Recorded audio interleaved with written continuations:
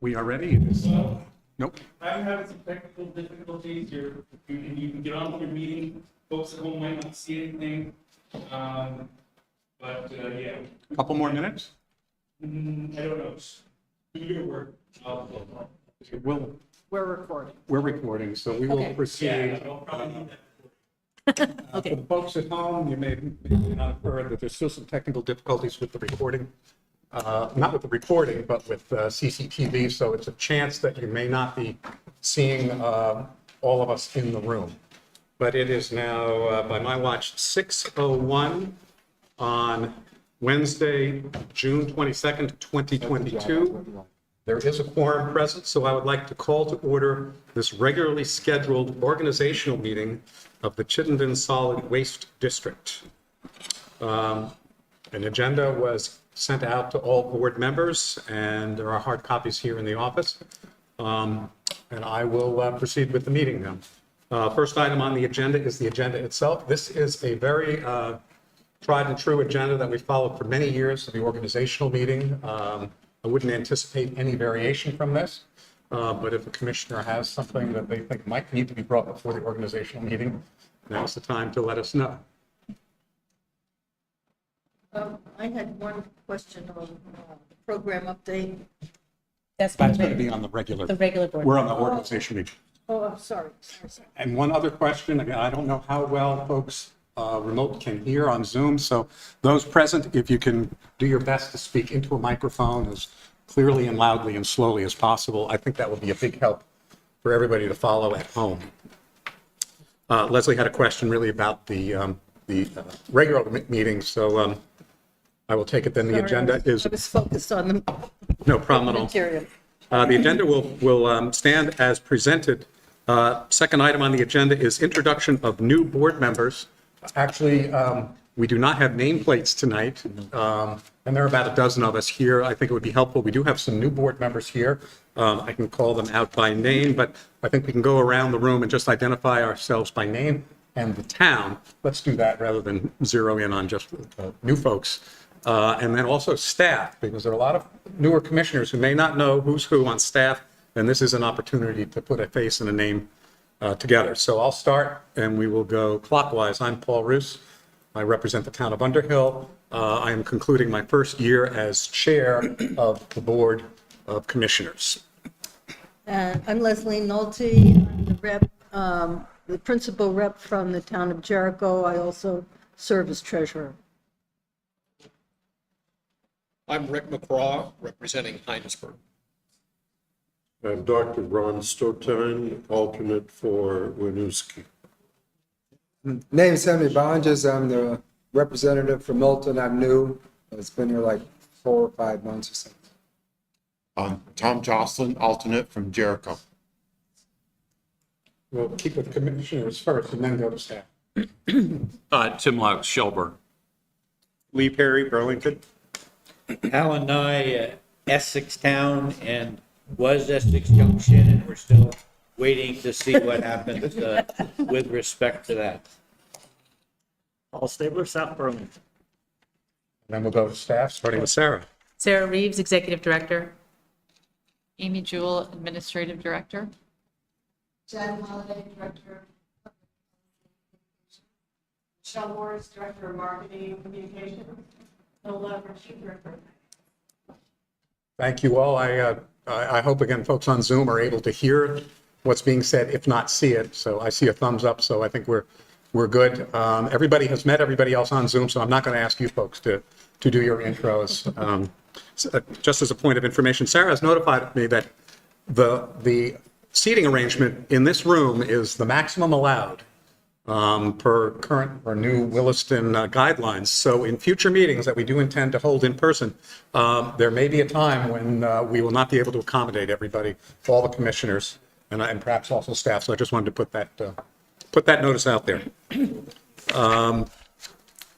With that introduction of both new board members and the established board members, we can proceed then to item number 3, the organizational meeting process and elections. Sarah has laid out the process in I think, adequate detail in the memo. I don't know, Sarah, if you want to take a moment to kind of walk us through it again, or we can just jump Sure. right in. Sure, I can just quickly review that memo. So normally what we do is I send out essentially the nominations, either self-nominations or nominations that have been received by a certain date. So that is what you have in your memo, the nominations received as of June 16. And the process is a little different this year. It's been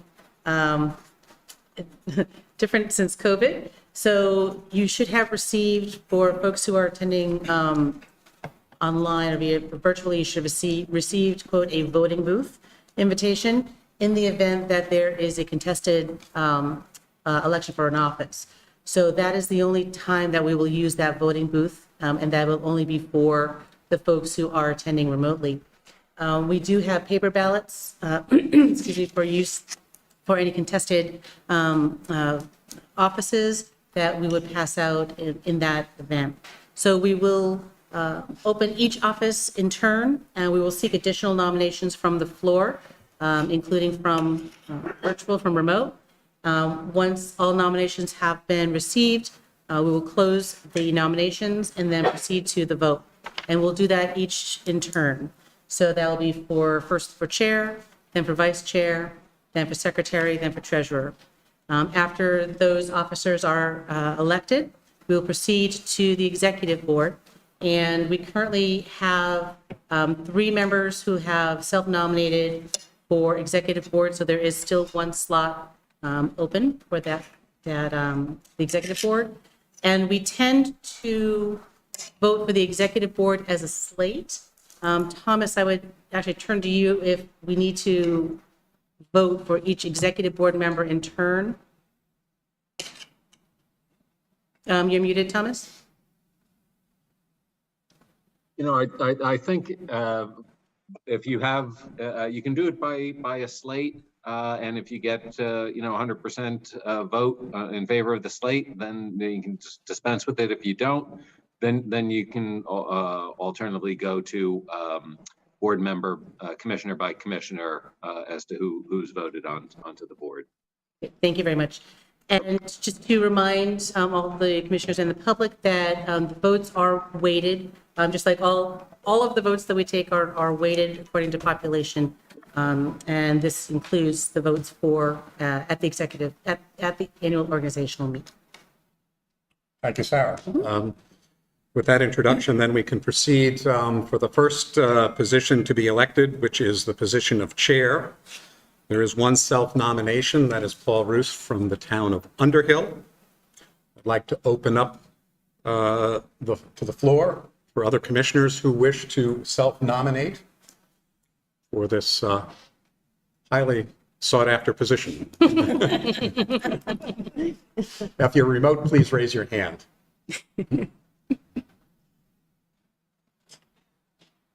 I am seeing. Close nominations. Thank you. We have a motion to close nominations. Do we have a second? Second. Thank you. The vote now will be to close nominations, not to vote on the position.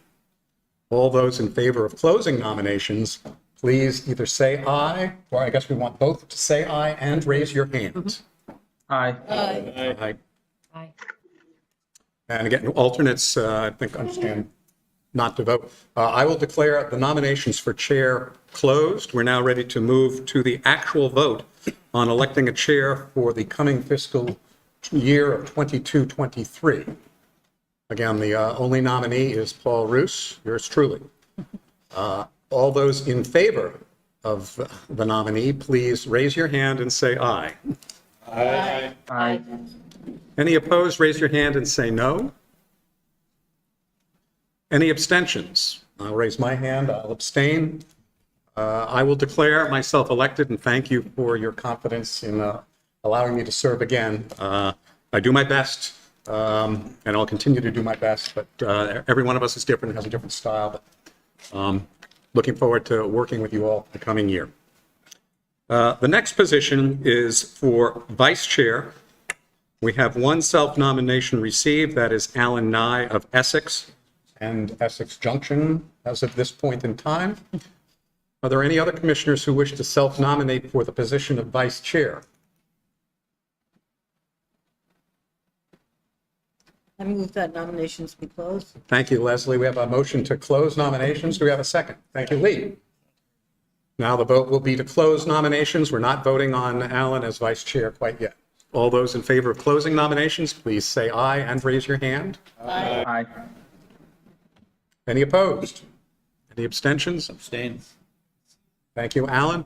I declare that the nominations, thank you, are closed, and we're now ready to move to the actual vote on Alan Nye to serve as vice chair of the Chittenden Solid Waste District for the coming fiscal year. All those in favor, please say aye and raise your hand. Aye. Aye. All opposed, say nay. Any abstentions? Alan Nye has abstained.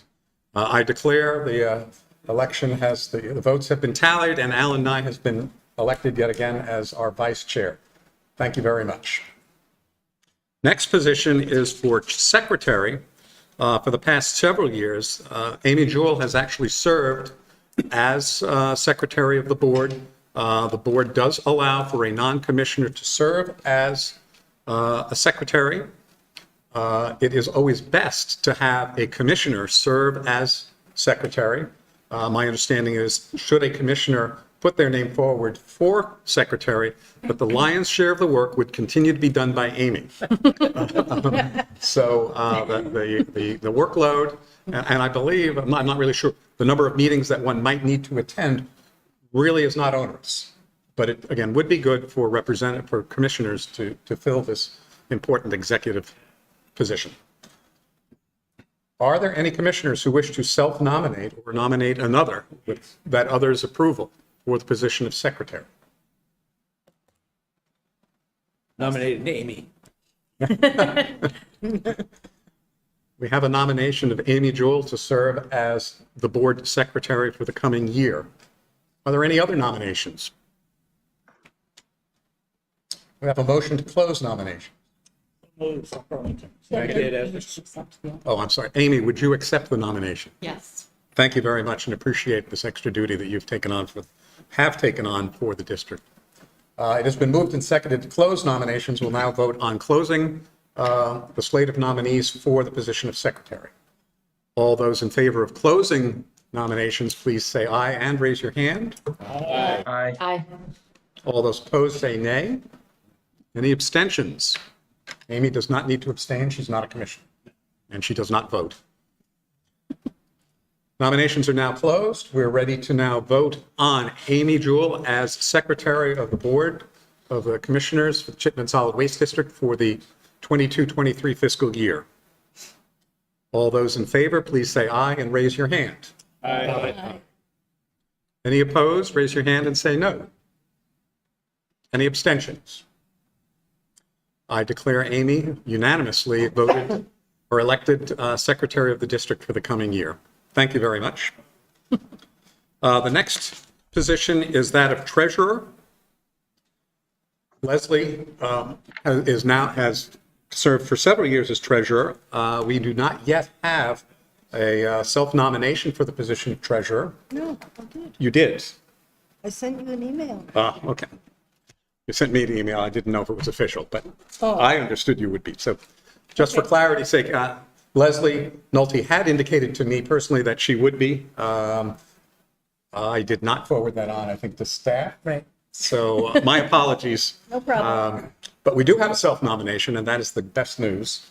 And that would be Leslie Nolte of Jericho to continue as treasurer for the coming year. I'd also point out that treasurer automatically serves on the finance committee. Are there any other self-nominations or nominations of other commissioners for the position of treasurer? If you are inclined to nominate someone else, that should be with that person's assent. Move we close nominations. Move to close nominations by Henry Vondras. Thank you, Henry. Is there a second? Seconded. Thank you, Alan. So now we're going to vote on closing the nominations. We're not voting yet on the nominee herself. All those in favor of closing nominations, please signify by saying aye. Aye. Any opposed? Any abstentions? Abstain. Thank you, Leslie. I declare Leslie Nolte to be elected to the position of treasurer for the coming. Nominations. Oh, we did? Oh, I'm sorry. That's all right. Ahead of myself. Thank you. We have just closed nominations. Thank you. And Leslie has abstained from that. Now we will go to the election of Leslie, thank you, as treasurer for the coming fiscal year. All those in favor of Leslie Nolte as treasurer, serve as treasurer for the coming fiscal year, please raise your hand and say aye. Aye. Any opposed? Raise your hand and say no. Abstentions? Same. Thank you, Leslie. Now I can confidently declare that Leslie has been elected to the position of treasurer for the coming fiscal year. Thank you very much, Leslie. The next item on the agenda, that closes the election of officers. Next item is the election of the executive board, which consists of the chair and 4 additional members of the Board of Commissioners. We currently have self-nominations for 3 of those positions. If I would just want to check my notes here. And actually, Sarah, if you can just, Alan Nye. Thank you. Lee Perry and Paul Stabler have self-nominated for the executive board. we have 1 open spot. Henry. Name Sammy Bonds, I'm of Milton. I'd like to say. Thank you, Henry. That would fill out the slate of 4. Additional. Yes, and are there additional, Yep, Kelton Bogaski from Wilson, I'd like to self-nominate. thank you, Kelton. So we now have, at this point, 5 nominees for the position, for 4 open positions on the executive board. Are there any other commissioners who wish to self-nominate or nominate someone else with that person's assent?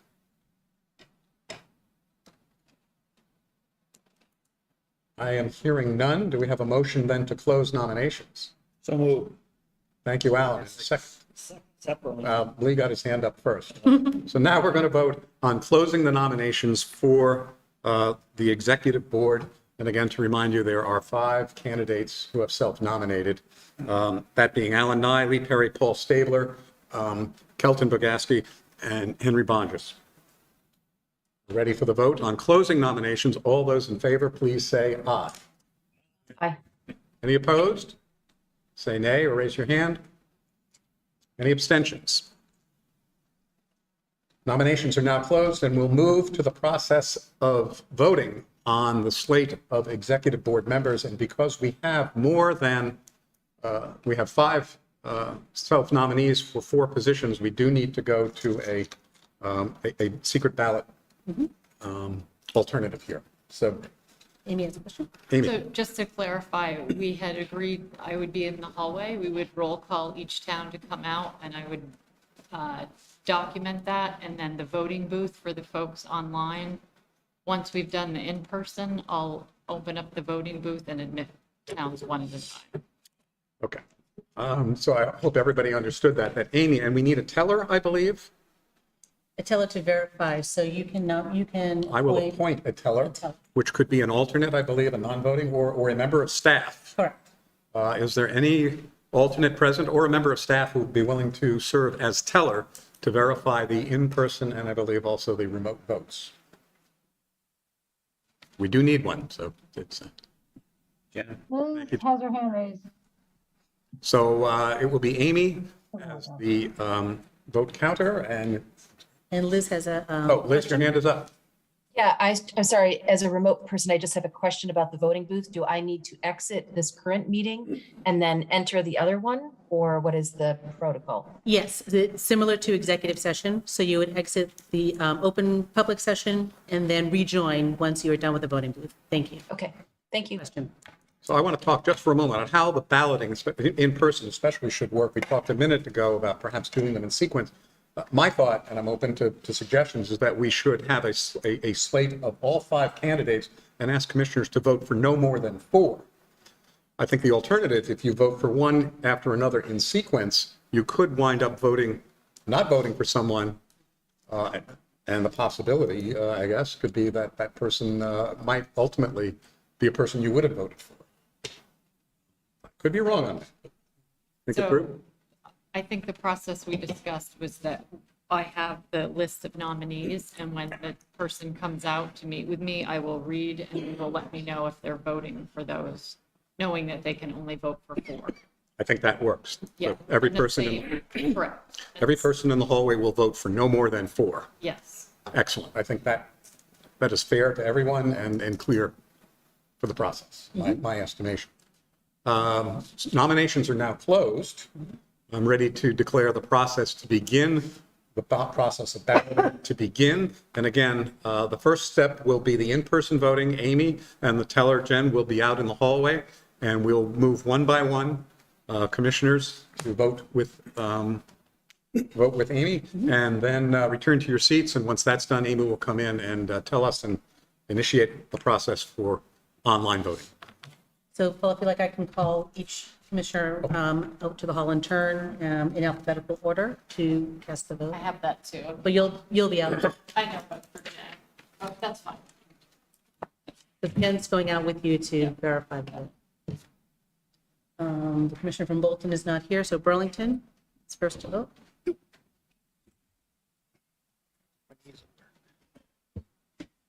See it.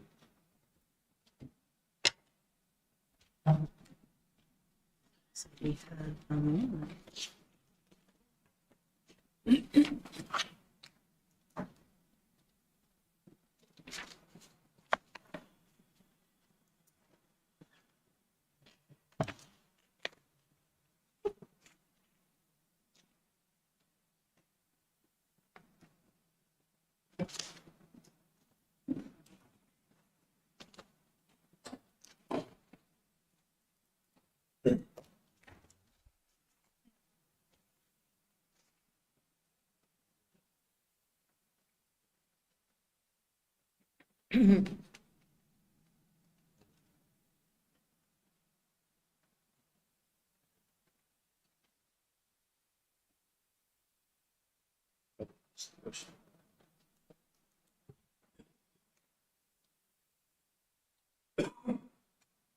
Beautiful.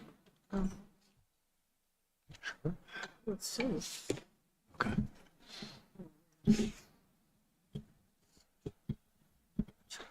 So the question about the future use of number of residents.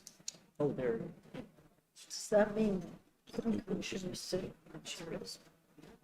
I'd have to defer to Sarah or Amy to know what the maximum capacity is. Questions? There's enough of all the commissioners who wanted to press the sit at the table. If there's not enough, then Sit in the back. they could, they wouldn't be seen or heard. I don't know if that's important. they could step up. Well, I think what we would do would be alternates would not be able to.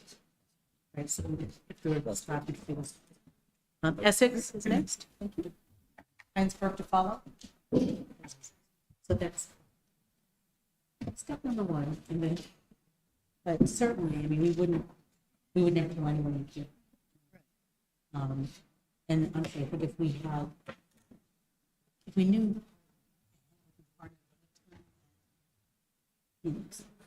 15 or 10, Yeah, but you never we know. wouldn't meet here. Yeah. We'd probably Go ask to Essex. Essex, Yeah.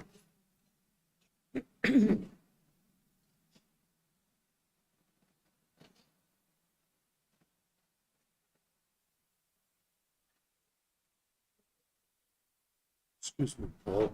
Yes. I believe I saw Rin by Zoom, so she'll vote and not voting. That is correct. Yes.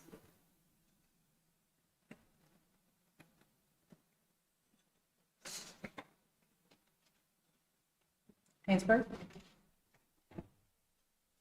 And Jericho, you'll be next.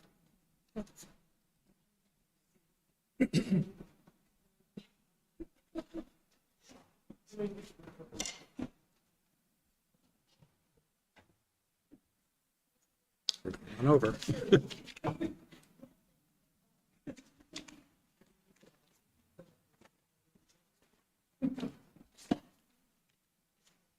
Paul, thanks for continuing to serve as chair. It's pretty damn honest. Everybody here has a lot in common. We have much more that binds us together. Jericho? And we all care.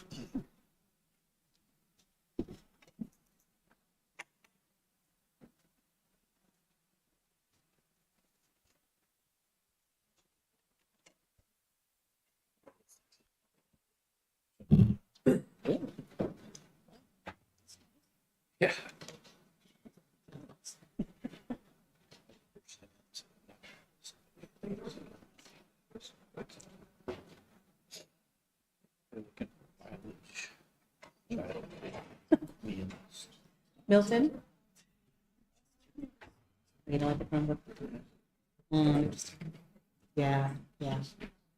I love mine. I have a Mac at home. This one's not bad. This one's been pretty good. When I first came here, I went through 3 motherboards. It was just a lemon issue. But I've had this one for a number of years.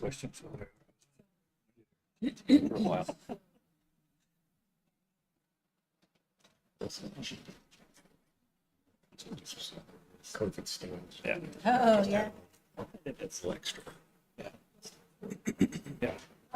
Shelburne? Sure.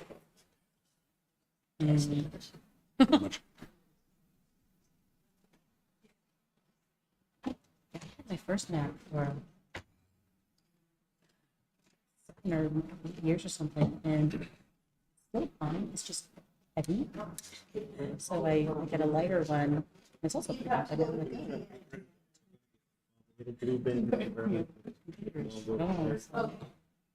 South Burlington?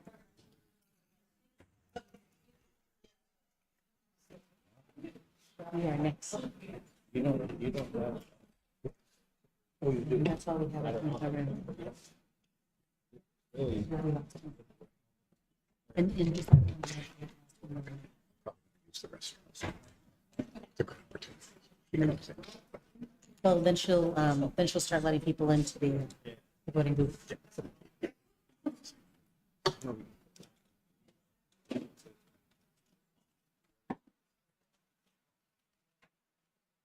And under.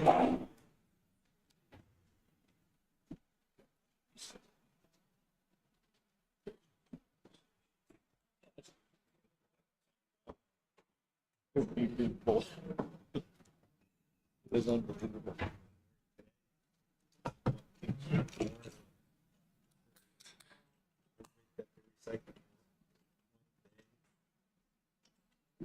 $95-gallon cardboards. Pull them over the side of the road. Put it out, but they- It's their big sheets. Yeah. So Sarah, you actually going to be able to take vacation this gorgeous summer? Gosh, I have bought plane tickets. Good on you. Happening. Way to do it. Not to the end of August. That was when, because we're trying to take a better family vacation. That's when 3 out of the 4 kids coming. Where? Florida. In August? In August, you know. I think that's when 2 of our birthdays are, so and actually 3 are kind of in that Caribbean period for us, so. It'll be good, but We a drink lot of food ones either being recycled. yeah, so most of the kids are gonna be able to attend, which is nice. One daughter is not able to make it, catch her some other things. They're all sprinkled all over. Yeah, the one daughter can't make it is in Kansas City. Graffiti. So she's just wasn't able to get the time off from work. Yeah. When you have adult kids. Yeah, oh, yeah. That's how it is. So that's in August, and then in the middle of July, my son's college orientation is happening, so I'm gonna go with him. Where's that? I'm going to UMass Amherst. Oh, yeah. So, too far away. Yeah, nice. Good school. Yeah. I have a good friend who teaches there. He's very I don't know if he's still teaching or if he just researches. He's very excited. And so I'll go with him and I'll do the parent track and we'll do the kid track. And then just probably a couple of days here and there, but the August vacation is. No, I was looking at the whole vacation accrual thing.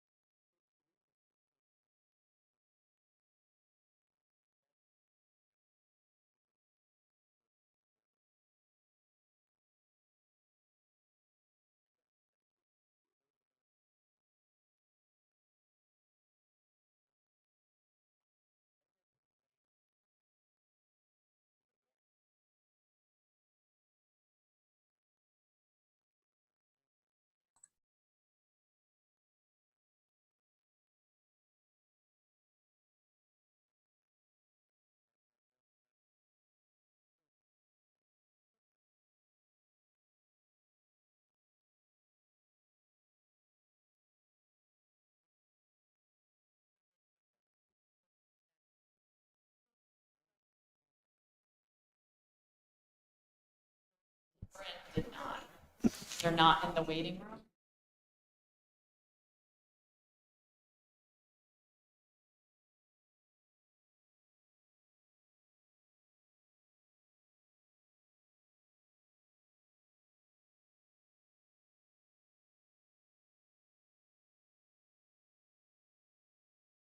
Correct. We were waiting to hear when you were ready. I'm ready for them to join, so they need to leave this meeting and go to that other link. Sounds good. Leave the meeting now and go to the other link. To the voting booth link. Got it. That's Thank you. And Katie. So Solana. Okay, got it. Another job, some of the day ones. Yeah. Josh says the nice part. Amazing. Oh, yeah. You know, he's struggling for like, there's a lot of time online, we're going out to years to try to get more. Our main street is where it goes all the way to Milton down there. Up to the bank. Watch the video of one of our. Too long, and so we rezoned it. They changed it for trying to parking. consolidate. It takes years. for the You know, rezoning. so it's not just the cops, because they're part Visible change. they're part of DPW. Because this is really going on. And Dino's getting up the right. I'm about to go out and get a hunting license. It's just destroying everything. Just freaked out. Like, about Yeah, it was all caught on something. majority At the time. put it on this TV ad. Especially as you get older. we- The damage to her driveway. Oh, no.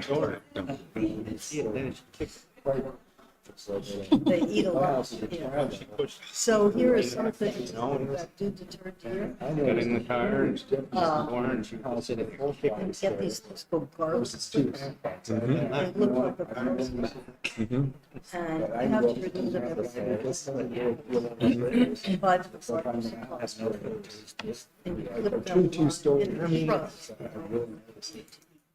That's fun, but they'll. So I have a nice array of flowers. I just put it on there too, in the center. Yeah, put a stake up. Oh, okay. Yeah, because they emit. Yeah, yeah. Between the parking garage. The other one, I'm embarrassed. Go pee out my, Yes, absolutely. Around the perimeter. yeah. And, when we first, before we put up electric fence around our vegetable garden, I used to collect it in a jar. It's actually an article, but it's down in Brattleboro.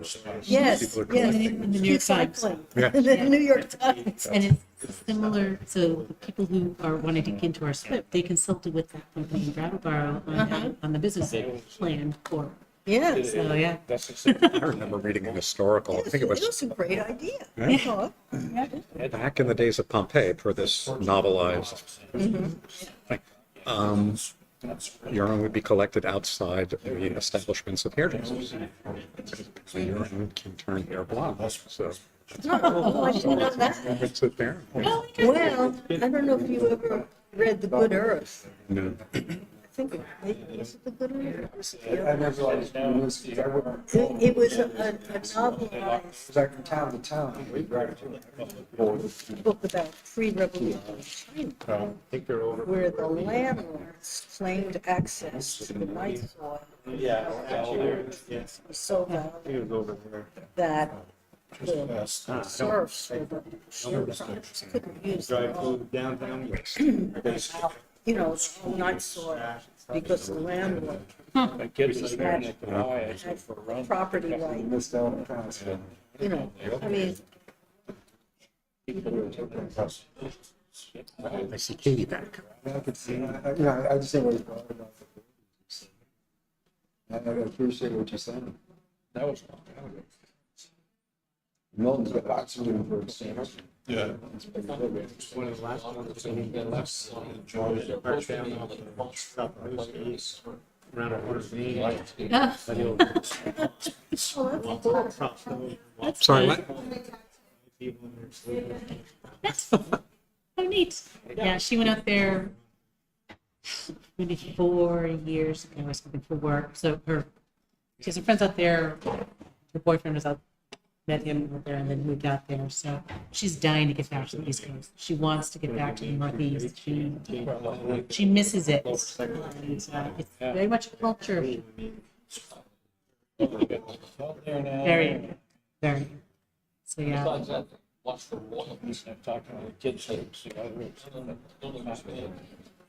But she can get tickets anytime she wants. She gets good seats. They go a lot, actually. They go several times a year. Yes.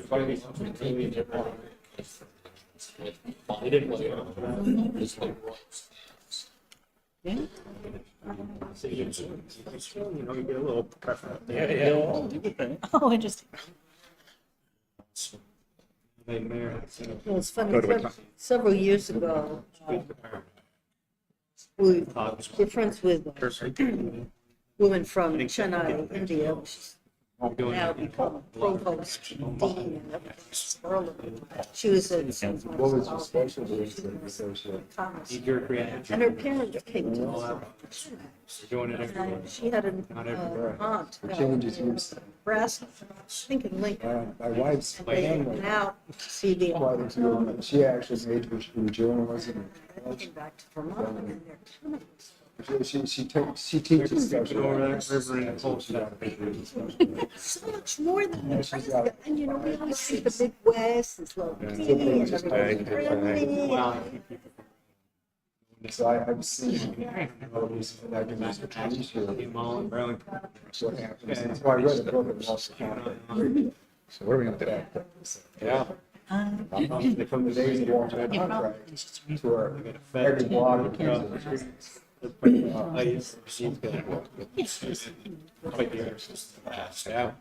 She's confident. Great. Everybody's That's why I say I can appreciate it. I wouldn't know it all, but just the changes you've seen in journalism. Yeah, understand better if I say. Doing a very good job. It's chair. Going well, Dan. South Browning. Well, you can control The South and a hybrid election. Well, that many years back, I wasn't know what it was. Nowadays, I wouldn't say I'm an expert on it. Reverse part, but real fast. Next year or so. yeah, the changes we've seen like what I do. I was just getting broke. It's just a lot more. Versus when I first started, maybe, you know. Well, they used to marketplace. Years of. Because they relocated a lot of. And then we still need to do the other pieces. Yes, So, yes. yeah. I mean, I. The power, The authorizations. you know, Place down there. they didn't have the computing capability. Much, I mean, the Apple Watch is computers. Both of them. That's what, it was basically equivalent of a hand calculator of a decade ago. So But they see, they just bought another. the read something about what the computing. More so. They're gonna, I guess they're putting $1 million. Literally. And they're shoulders.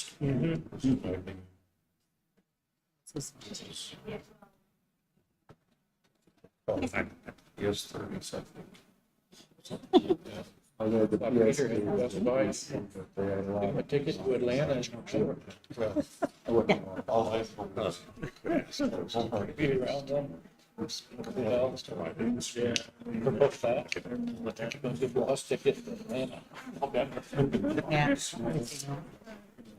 I bet they do all that. Yeah. Professor.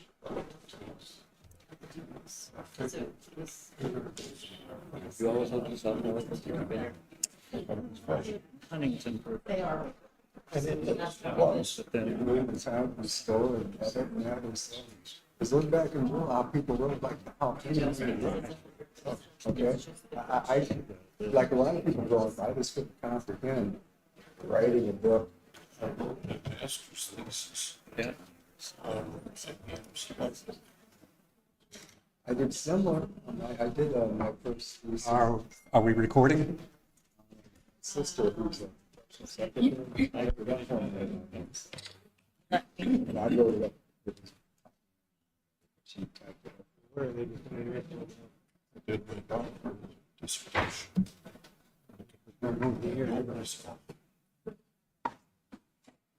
But I've been building them ever since.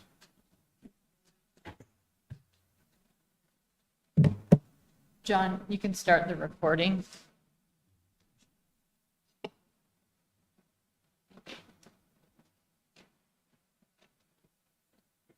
It's on. I You need to. I haven't logged in yet. I'm headed back there. It says it's recording on our end.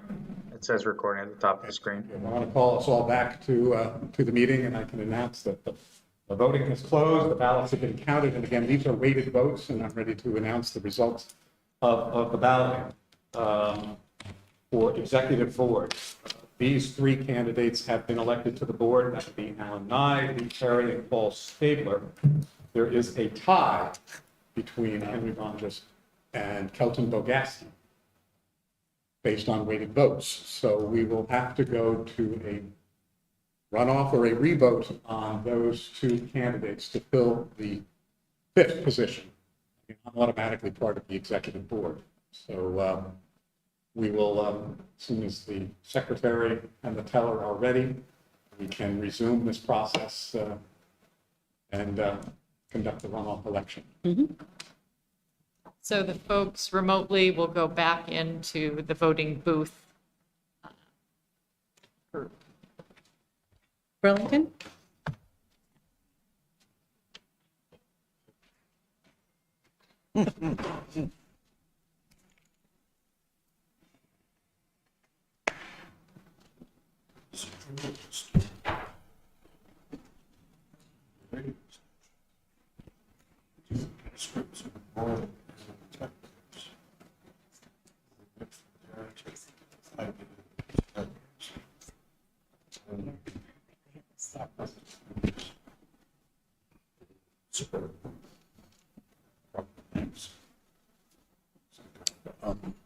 Bit of progression around.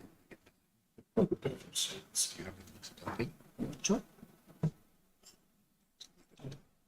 Some special doesn't have services all this week. Enough grandson has to be dropped off at camp. So My last might need to be in two places. thesis, because you know, all the footnote when we write. So, I see. All the footnoting you could do. Yeah, it would be, All the song. Updates. but I do have, you can, So smart. The footnote. Look at it. Yes. 4 o'clock, so everyone. it's 4 o'clock. 4 4 o'clock would be better. I Okay, sure. love going. This was in 2000. Yes, it's always Yeah. fun to Sure. pick We'll them. change it. Previous cruises. Heinsberg? Change to. Oh. Yeah, because I got meetings, I have meetings. From 9 to 3. Which one is Well, that's good. You have an hour to catch up on that one. that's all Jericho? allowed me to take. The head knows all the process. The head knows all the process. I've been thinking about doing the same thing. So good buddies. 1927.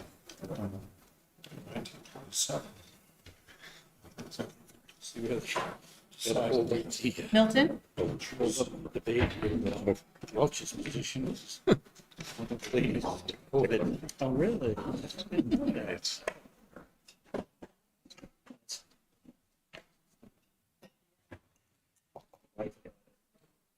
Yeah.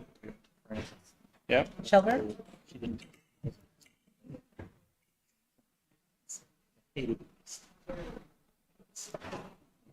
That's it. So, close. Find this, yeah. South Burlington?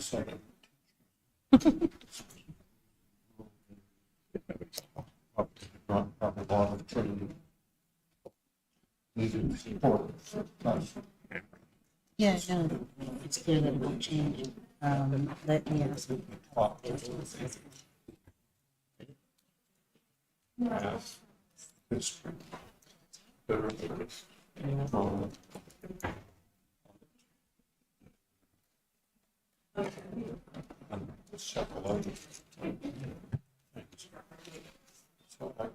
So if she flew out of Albany to go to Seattle to get on a cruise, and Albany was delayed, so they missed their flight in Chicago.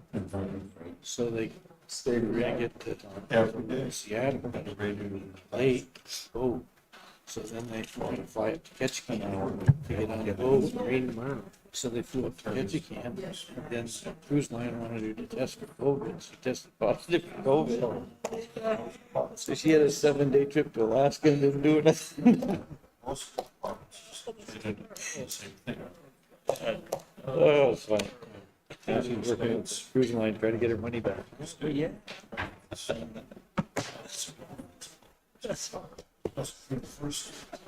Oh, I never heard of such.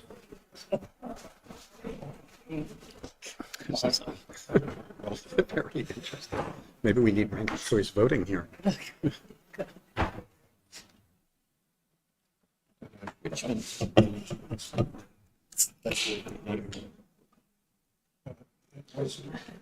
yeah. Garlic clips. Like 3 ago, we just decided it was not video. I mean, there's other, there are sprays. You replace sprays, pellets. My brother down in South Carolina has a motion detector. I don't know, sprinkler? Sprinkler. Yeah. Problem with that is, I would have to go out and walk the garden and get soaked. You just have to remember to turn the thing. Then I on hoses everywhere. I didn't know they liked clothes. Blocks. They know really good about some of those stations. Jerusalem artichoke, which I don't do a lot. It's actually the tubers are actually very Yeah. delicious. Yeah. And they have a nice hazy like. Yeah, yeah, yeah. They top those. Oh. They top all of our I'm sure you have a pasta. the situation. Potato leaves, But it's amazing, one or two people. pumpkins, which are really surprising because to me a pumpkin leaves has Yes, bristle leaf right, yeah. underneath. I hear you. That Well, you know, we put a solar electric fence around, I have a huge vegetable. And last year, the solar batteries died, and they're expensive. It's been sent to a place for repair, but it absolutely never worked again. But I kept it, I've got a double one. I have horse fencing, I could, and I still have the old controller for horse Yeah. fencing, I could do that, but it's just awful. Ear netting is what I'm doing most of it, it flows away. Yeah. Oh,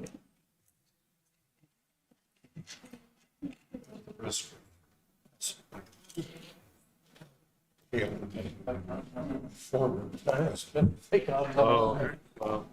I was at my Usually my have brother-in-law's house, he has this immaculate. I found out the hard way. And he has a really nice round, Docking station, alienated, it's made the desktop. of woodland flowers. The deer John, get we back can and forth. Do your best. But I have dogs running, Recording. so that, Would you like me to read? Are we ready? Do you have a result that, I do. We're just waiting for the other folks to come back into the room. Okay, yeah. there's Liz. okay, I think we are all back now. You just turned it off. Present at the meeting. You turned it off, I think.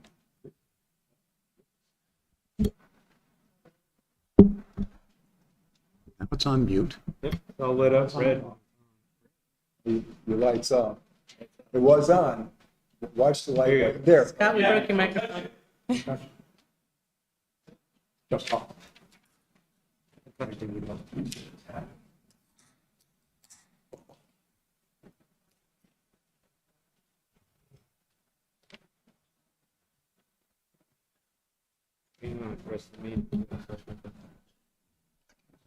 I will have Scott touch it.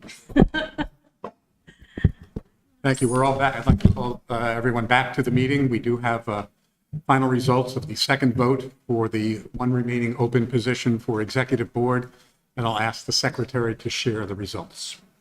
The results, the folks listed on the executive board are Lee Perry, Alan Nye, Paul Stabler, and Kelton Bogaski, along with the chair. Thank you very much. I trust everybody was able to hear the secretary with those results. Thank you very much, Henry, for putting your name in. There'll be many more opportunities to serve in other capacities. I can assure you in the coming years, but thank you all for considering putting your names in and for being willing to serve. We are now ready to move on to item number 3C, which is the granting of authority, which is in the board packet, and this is for the granting of authority for expenditures. Currently, and what's before you are essentially three levels of expenditures. The executive director can expend up to $50,000 on her own authority, between $50,000 and $100,000, give or take a dollar, however that might break. The expenditure needs to be approved by the executive board. Anything over $100,000 needs to go before the full board. The proposal is that we maintain those spending levels. $100,000 is still a lot of money.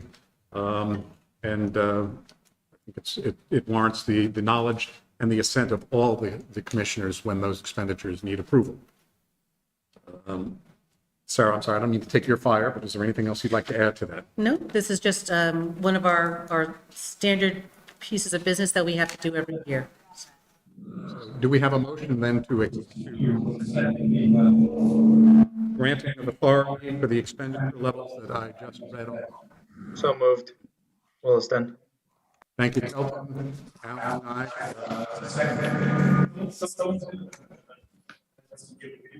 Computer use. Getting some feedback. Is everyone's computer muted? Laptop? It is the motion to approve the granting of authority for spending levels has been moved and seconded. Is there any discussion on the motion? Hearing none, all those in favor, please signify by saying aye and raising your hand. Opposed, say nay. Raise your hand. Any abstentions? The spending authority has been approved for the coming year. Next is set the interest rate for late payment. Sarah, I won't steal your thunder. I'll let you talk. This actually hasn't changed at all since I've been here. I think it's been the same for at least 10, if not more years. And this is strictly related to member town assessments. So that's the only time that we would, so it's five, yeah, it hasn't changed in 25 years.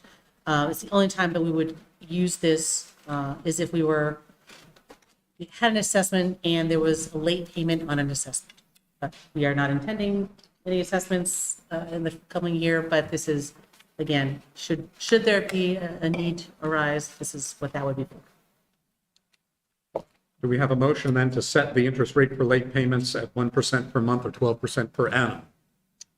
Second. Thank you. Second in Williston. I'm going to go with Leslie. I heard her through my better ear. It's been moved and seconded to set the interest payment rate 1% per month, 12% per annum. Is there any discussion on the motion? I just had a question. If there's a late payment from a hauler or from somebody else who owes us money, that's a different interest rate, and Correct. that is set under the authority of the executive director. Correct. Okay. Thank you. Any other questions or discussion? All those then in favor of setting the interest payment rate at 1% per month, 12% per annum, please raise your hand and say aye. Aye. Opposed, raise your hand and say nay. And if you abstain, raise your hand. Say abstain. Interest rate is set. Item number E, the fidelity bond for officers. Sarah, any comments? This is basically a requirement that we need to have in place, and it is for everyone's protection. And again, this bond number has also not been increased in well over a decade. I don't see the need to increase it. And that fidelity bond amount is $500,000 per incident for commissioners of the Chittenden Solid Waste District, the Director of Finance, and the Executive Director. Do we have a motion to continue the fidelity bond for officers? So moved, Essex. Thank you. Thank you, Leslie. We've been moved and seconded to continue the fidelity bond for officers at the amount of $500,000 per incident. Is there any discussion? Paul, just one clarification. So it is actually for all, it says for officers, but Amy, in the motion, it says for commissioners. Is it for? It is covered under the Vermont League of Cities and Towns. All commissioners are All covered. commissioners. So it's not solely officers, it's all commissioners. Just Thank you. a point of clarification. Thank you, I appreciate that. Any other questions or discussion? With the clarification that this fidelity bond covers all commissioners and Director of Finance and the Executive Director. All those in favor, please say aye and raise your hand. Aye. Aye. Opposed, raise your hand and say nay. Abstain, please raise your hand and say abstain. The fidelity bond for officers is continued. Item number F, approval of check signing privileges. This is a motion to authorize the chair of the Board of Commissioners, the Executive Director, the Director of Administration, and the Treasurer to sign checks and electronic transfers throughout the upcoming year. And further, any check or electronic transfer greater than $25,000 shall need 2 signatures. So moved, Essex. Thank you, Alan. Do we have a second? We do have a second. Thank you, Lee. I can tell you as chair of the board, I've never been asked to sign a check, and I appreciate that. I don't know, Leslie, if you've been called on to do that, but No. we grant the authority to those whom we establish great trust. And it tends to be certainly for an emergency purpose. So if for some reason that either Amy or I were incapacitated and unable to sign checks, we would need to have the chair and the treasurer take over that duty so that we could continue to pay our bills. And I'd note that Director of Finance is not one of those included in the check signing authorities, so that there is distance between the money and the expenditure. Yep. Any other questions or discussion on the approval of check signing privileges? Seeing and hearing none, all those in favor, please raise your hand and say aye. Aye. Opposed, raise your hand and say nay. Abstentions, raise your hand and say abstain. Check signing privileges are approved. Item G is set the meeting schedule. This is a proposed executive board and full board meeting schedule. It's part of the packet. I would point out that in the past, we sometimes have not had a July meeting. My strong preference is that we do have a July meeting. I've talked about that with Sarah. There's a lot of important work being done in the district, particularly with the MRF, with financing, with the bond vote that's coming up potentially in November. We really can't afford to take time off during the summer. So all of us who can be attending a meeting, I think it's really necessary, but I wanted to point that out. Other than that, the schedule is as usual. The fourth Wednesday of every month is the full board meeting. The Monday of the week prior is the traditional exec board meeting. Is there a motion to accept the proposed schedule for the FY23 exec board and full board meetings? So moved, Williston. Second. Thank you, Kelton. I think Paul seconded. Any discussion on the proposed schedule? I'll just clarify that, November and December is the third Wednesday of the month. Yep. And that's what's listed here. I didn't check the calendar. We may need to make some adjustments when the time comes. Yeah, we make sure that we double check and We're still in the discussion mode. I just want to reiterate that all commissioners are welcome to attend all board meetings, the full board meetings, of course, but executive board meetings, finance committee meetings, any committee meeting that's established by the board. And it's very important. The more meetings you can attend, the more knowledgeable you can be, the more engaged and a better commissioner I think you can be serving your community. So please do not feel shy about attending a meeting, and if there is an executive session, you will need to reach out for an invitation. That will be gone over anytime there is a meeting. That's my comment. Any other discussion or comments on the schedule? That said, then, all those in favor of accepting the schedule as presented, please say aye and raise your hand. Aye. Opposed, say nay, or raise your hand, Sorry. And abstain. Raise your hand or say abstain. Schedule is accepted. The last item on the agenda is the appointment of the Finance Committee. We've had only one self-nomination to date. I would like, the Finance Committee is appointed by the chair. It is my intent to hold off on appointing the Finance Committee. We have discussed and recognized the Finance Committee having a broad range of experience and expertise and interest on the Finance Committee can make for a stronger Finance Committee. I would like to encourage commissioners who have not self-nominated to reach out to me or to Sarah, ask questions. Can talk to Leslie as well for questions, but if you do want to self-nominate, really indicate that to Leslie. I will be making the appointments prior to the July the July commissioners meeting. That would conclude then the items on the agenda for the organizational meeting. Would entertain Close the organizational meeting. Thank you, Alan. A motion to adjourn this organizational meeting. Do we have a second? Second. Thank you. All those in favor of adjourning the organizational meeting, please say aye and raise your hand. Aye. Any opposed? Abstentions? The organizational meeting is closed. Thank you very much, everybody. I know it took a long time, but it's important to go through this process.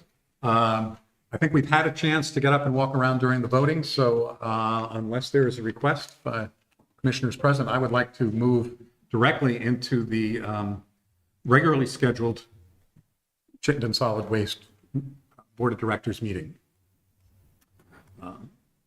I'm hearing no objections to that. If this meeting does extend, it's now 10 after 7. If we go till 8:30, I will likely be open for a brief break so that we can get up and walk around. But we will see how well we can hew to the schedule that's presented before us. So a quorum being present, I would like to open this regularly scheduled meeting of the Chittenden Solid Waste District Board of Commissioners. First item on the agenda is the agenda itself. Are there any additions or changes requested to the agenda? I am seeing none, I'm hearing none, so the agenda will stand as presented. Second item is public comment period. There are no members of the public present in the meeting hall here. Are there any members of the public present via Zoom who would like to address the board? Hearing none, we will move on to item number 3, the consent agenda, which consists of the minutes of our May 25th, 2022 board meeting, program updates, finance update, executive director update, and Casella Waste Systems, waste disposal agreement.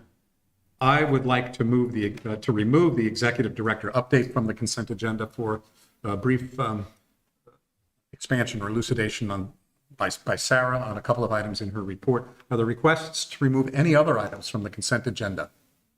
Paul, I just had one question on the program update, one small question.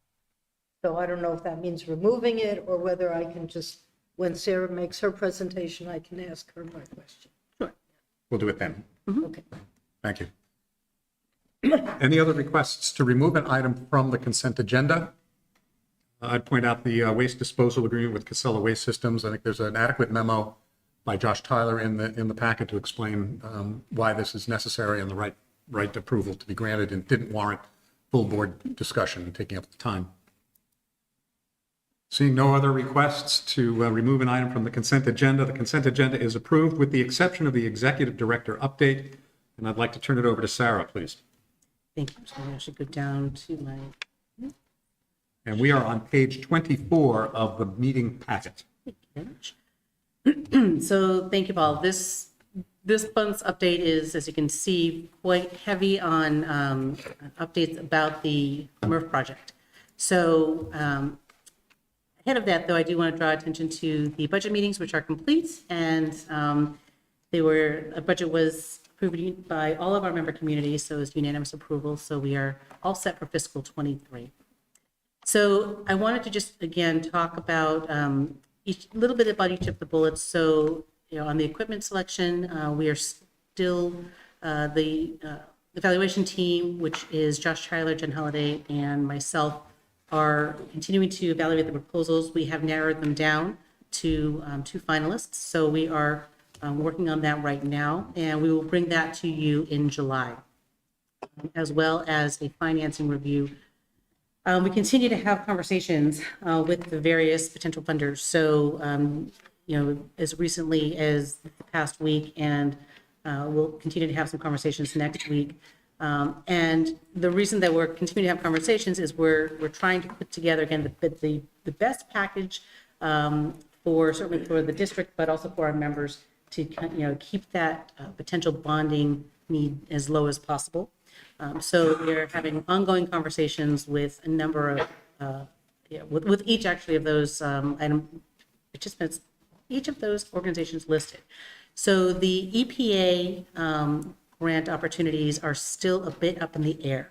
So there are 2 opportunities that have some significant funding from the federal government this year as part of one of the infrastructure bills. One is specific, the one that's titled SWIFR, is specific to infrastructure and essentially equipment, and the other one is for education and outreach. Both of these grants this year, they're 5-year grants. Money is available for 5 years. The first year has 40% dedicated to environmental justice in disadvantaged neighborhoods. So there's less money available in the first year than there is the out years. And it has not yet been decided whether the infrastructure grants will be competitive or not. The education grants will be competitive. Not decided yet if the equipment grants will be competitive. We will be submitting comments to the EPA. They're in a request for information period right now, where we will suggest that those grants do be competitive because we think we have an excellent project. So the concern with them not being competitive is that there's so much money to be had, more than the EPA has ever had to give out in any one year, that the thought would be that it would just kind of, whoever wants it gets some, gets a little bit. It's, putting population, perhaps. And because we're a small state, we may not get enough money to justify the reporting needs that come with a federal grant. So that is still up in the air as far as that source of potential funding. We have not heard anything yet from Senator Leahy's office. We did submit a request for congressionally directed spending. But those all also kind of, Fed's fiscal year is different than ours. It starts in October, so those announcements wouldn't come until the end of September, early October anyway. So those 2 are still up in the air. The others are more set, and we'll be bringing that also to you next month. Excuse me. As far as the ballot process, that is also, we had a little bit of a loop thrown, Jen and I did. We spoke with a representative from the Secretary of State's office, and there's been a recent change to the law in Vermont where the Secretary of State, you may have actually received a postcard in the mail, I know I did, saying that ballots for the general election in November will be mailed to every eligible registered voter. So the question is, our ballot vote is considered a special election. And it is not clear whether special election ballots will also be mailed by the Secretary of State. So Thomas and I have gone back and forth. We have some response that we'd like to submit to the Secretary of State's office to certainly respectfully request that our ballot be allowed to be mailed out to reach as many eligible registered voters in Chittenden County as possible. And we think our charter supports it. So that letter is going to the Secretary of State's office this week. And I'll follow up, obviously, with a call to Secretary Condos. But that was not anticipated. And even when we talked to the representative from the Secretary of State's office, they indicated that that was a miss by their office as well, that they had not anticipated these types of special elections when they were saying that, yes, they would mail out all of the ballots. So that's a little bit unclear as to where we stand at the moment. We hope to have more clarity within the next week or so. So I'll certainly update the board in between, in the interim, I will not wait until July to update you on this. I will update you in the interim. It is certainly, if I could just interrupt, it's certainly in our best and greatest interest to have our ballots mailed to all registered voters in the county on this, what will be a high turnout election. Yeah. With expectations having been set that all voters or no voter has to do anything to get a vote from home ballot. If the doesn't go our way, it becomes a very confusing situation, and participation in our very important bond vote could be lower than what we would like. True, and certainly for anyone who votes in person, they will be handed our ballot. That is not a question. And anyone who goes to their My Voter page will see that there's a special election in their town for CSWD, and they can request that ballot. The issue becomes when everyone automatically receives the ballot, they may think they're all set and they're all done, and not necessarily know. So we would then have to really ramp up our and change our get out the vote strategy to make sure to alert people that there's yet another one to request, and that they do have to request or go vote in person for this particular election. So it's one more step that a voter would need to take, and we want to make it as easy as possible. And I'm sure the Secretary of State does as well. So we just we'll be bringing this to their attention, and I will keep you up to date as soon as we hear anything back from them in the next, hopefully, couple of weeks.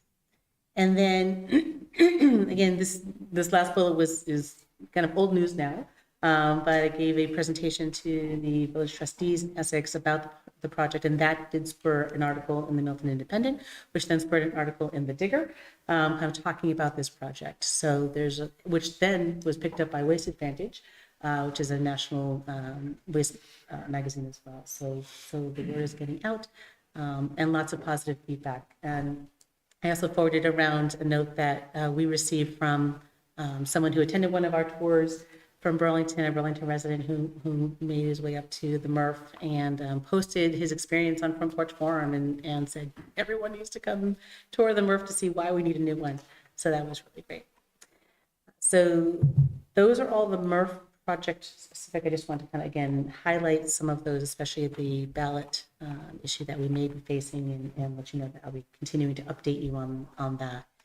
And a reminder for the board email. So everyone was sent an email from John Dorwart to sign up for a cswd.net email. So the instructions were sent out on June 2nd. We still have some folks who have not signed up for that. And we will be sending out all of the correspondence to that email as of July 1 to the cswd.net email. You can have those emails be redirected to a personal email if you don't want to have multiple places to log in. So John can also help you set that up if that is a preference. But we do want to have everyone be on their cswd.net email. And really, it's a security issue for us. It's a way to be able to continue to maintain and have all of the correspondence to everyone in one place. It's a security measure for you if you are using personal emails, because we have had phishing attempts and scam attempts happen in the past where commissioners have had their personal emails because it's been on a list that has been somewhere and accessed. So this will help to protect you as well. So I do encourage you to go back and look for that June 2nd email and reach out to John as soon as you can if you have any issues signing up for it, and he will help and walk you through that. Thank you, Sarah. Thank you. Leslie, you had your question. Just a really brief question, Sarah. In the program updates, it appeared that the food scrap drop-off, the tons received at the organic diversion facility are significantly lower this year than they have been in the past. How do we what's our understanding of why? The DPAC. Okay, that's what I thought, but I wanted to get it confirmed. Okay. Yes. And just to explain for other board members, it's Casella. Casella began a DPAC operation, 12 months ago? Roughly, yes. Casella started a DPAC operation, so a fair amount of organic material that used to come to Green Mountain Compost went to their facility instead. Right, and to be clear, we were not accepting packaged food scraps needing depackaging, and a depackaging facility is, I think, necessary in Vermont for, everyone to be able to adequately comply with Act 148. What had happened was Casella was diverting all of the organics that they were collecting, whether they were packaged or segregated, through their depackaging facilities. So that was where the significant drop occurred. We are gaining back some of those tons, but that was an immediate overnight loss of over 30% of our tons. Well over 30%. Thanks for the question, Liz. I have a question tagging on to that. So speaking about the necessity of a depackager, I believe that in this consent agenda, there's also a note about a moratorium on additional depackagers. I don't know if now is an appropriate time to summarize that, but just want to make note of it and whether or not the future studies will modify the infrastructure and flow again. Yeah, so Bryn is referring to Jen's legislative update, and where the legislature did enact a moratorium on any new depackaging facilities in Vermont so that they could study several issues related, that they believe may be related to depackaging activities. It does require A&R to convene a stakeholder process. Jen, have they started that stakeholder process? They have not been contacting the stakeholders recently. Okay, so they've not convened the process. They will be starting that up probably in July. They'll be reaching out and beginning that process. And they have a very short amount of time to come back and report to the General Assembly, but they are required to make some recommendations. So they need to not only look at just depackaging in general, but how it contributes or not to microplastics, and how it deals with or does not manage PFAS, and it doesn't, but you'll want to have some information on that as well. So this will be brought back to the next session.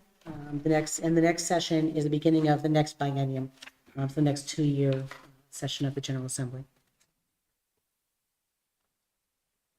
So I believe that, any other questions about Sarah's executive director report? We need to move to accept this because it was removed from the consent agenda. So moved. Thank you, Leslie. Do we have a second? Second. Thank you, Lee. Any discussion on the motion now to accept Sarah's executive director update with further clarifications that she presented verbally? Hearing and seeing none, all those in favor of accepting, please raise your hand and say aye. Aye. Opposed, say nay and raise your hand. Any abstentions? You can raise your hand and say abstain. The executive director's update is accepted as presented and further explained. Thank you. We're ready to move on to item number 4, FY22 financials for quarters 1, 2, and 3. A kind of my interpretation, a top of the waves review for the non-financial board members present. But I'll turn it over either to Sarah or perhaps to Nola. Looks like Nola, you'll be. Yes, Nola is going to take over this this conversation, and this is Nola's first in-person board meeting. So as not just some of the newer commissioners, but Nola was hired amid the pandemic and has not had a chance to meet in person. So this is a new experience for you as well. Go ahead. And we have on the screen then a PowerPoint presentation. So yes. Turn it over to Nola. Let's let Nola go through the presentation, hopefully without interruption, unless there is just a very quick question of clarification if you don't happen to understand something. But we'll wait for her presentation and then open it up for deeper questions and discussion. So this is just to sort of highlight some of the pieces from the memo that I sent.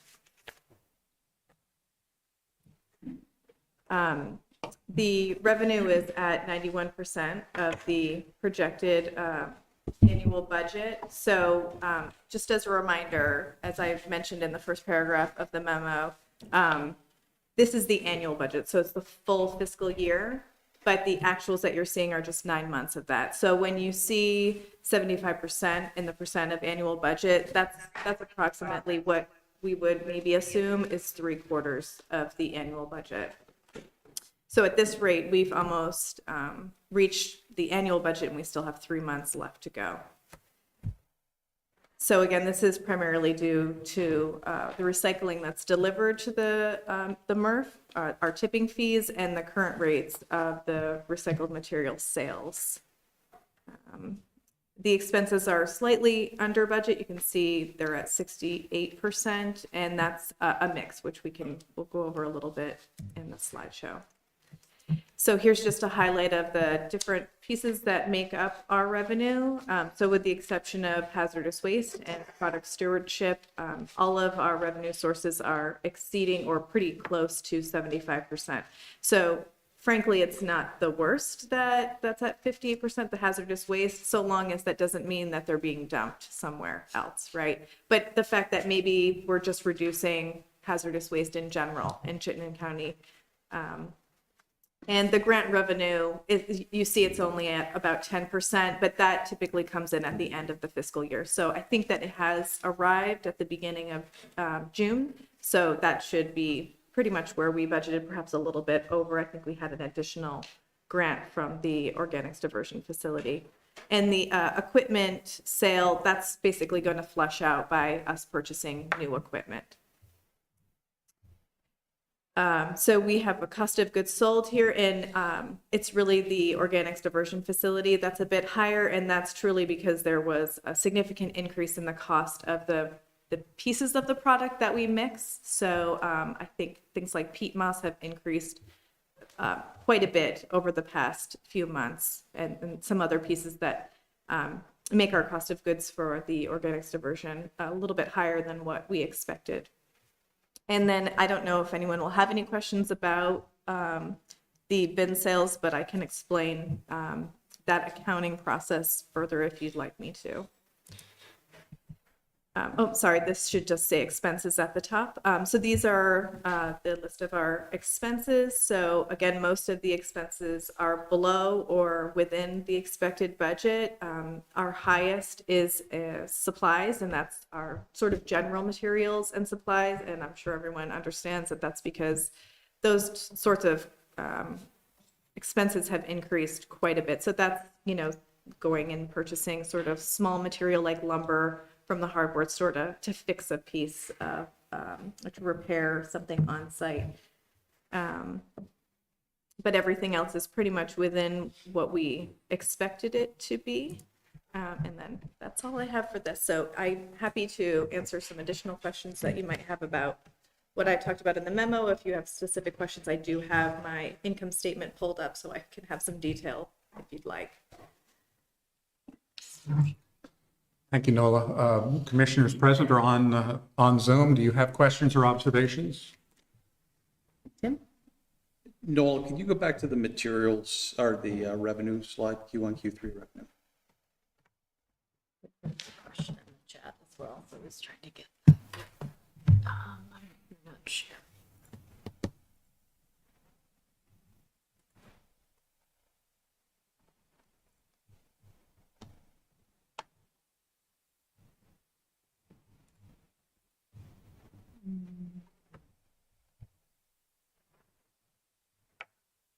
Could you present your question while Nola's pulling up PowerPoint again? Sure, I didn't see material sales in. On the Q1, Q3 revenue? In the revenue? Yeah.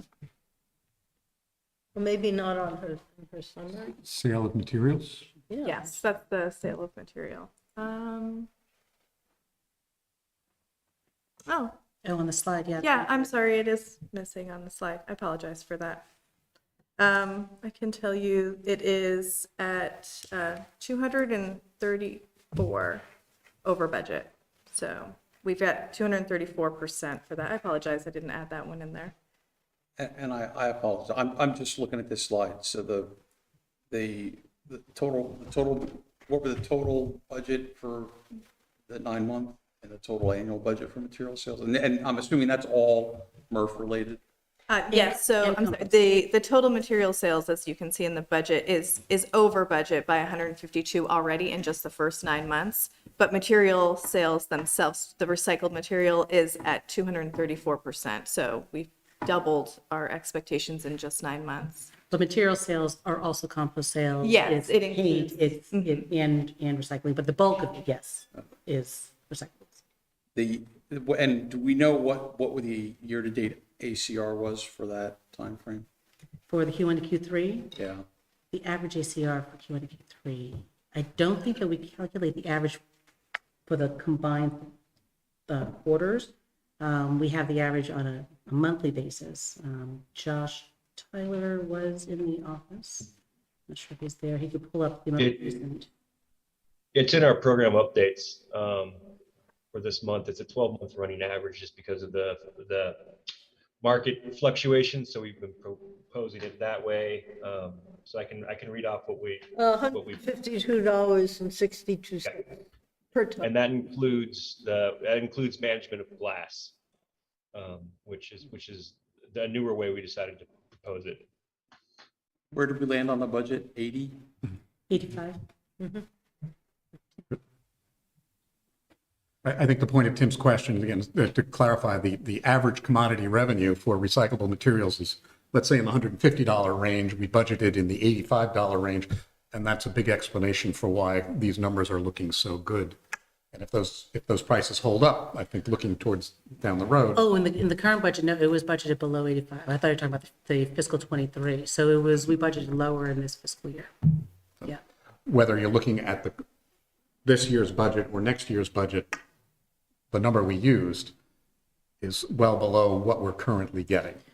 Yes, in an extraordinary year. So, and as I mentioned in the budget meetings, that is the line item that we feel we do have some room to move. And we did move slightly off of it after the finance committee meetings. And I think we'll certainly I would think we'd average in the 95 to 100 range. We are seeing some softening of the markets, not significant, but we're starting to see a little bit of softening. Again, I think we're, barring anything significant, we'll still be, we will definitely meet our goals, and I think we'll be over them for this year as well. I had a question, just an observation, just to confirm, looking again through the 3 quarters here, net income, the annual budget is 1.45 million. We're standing at 2.25 million. There's still, of course, 3 more months to go, some seasonality items.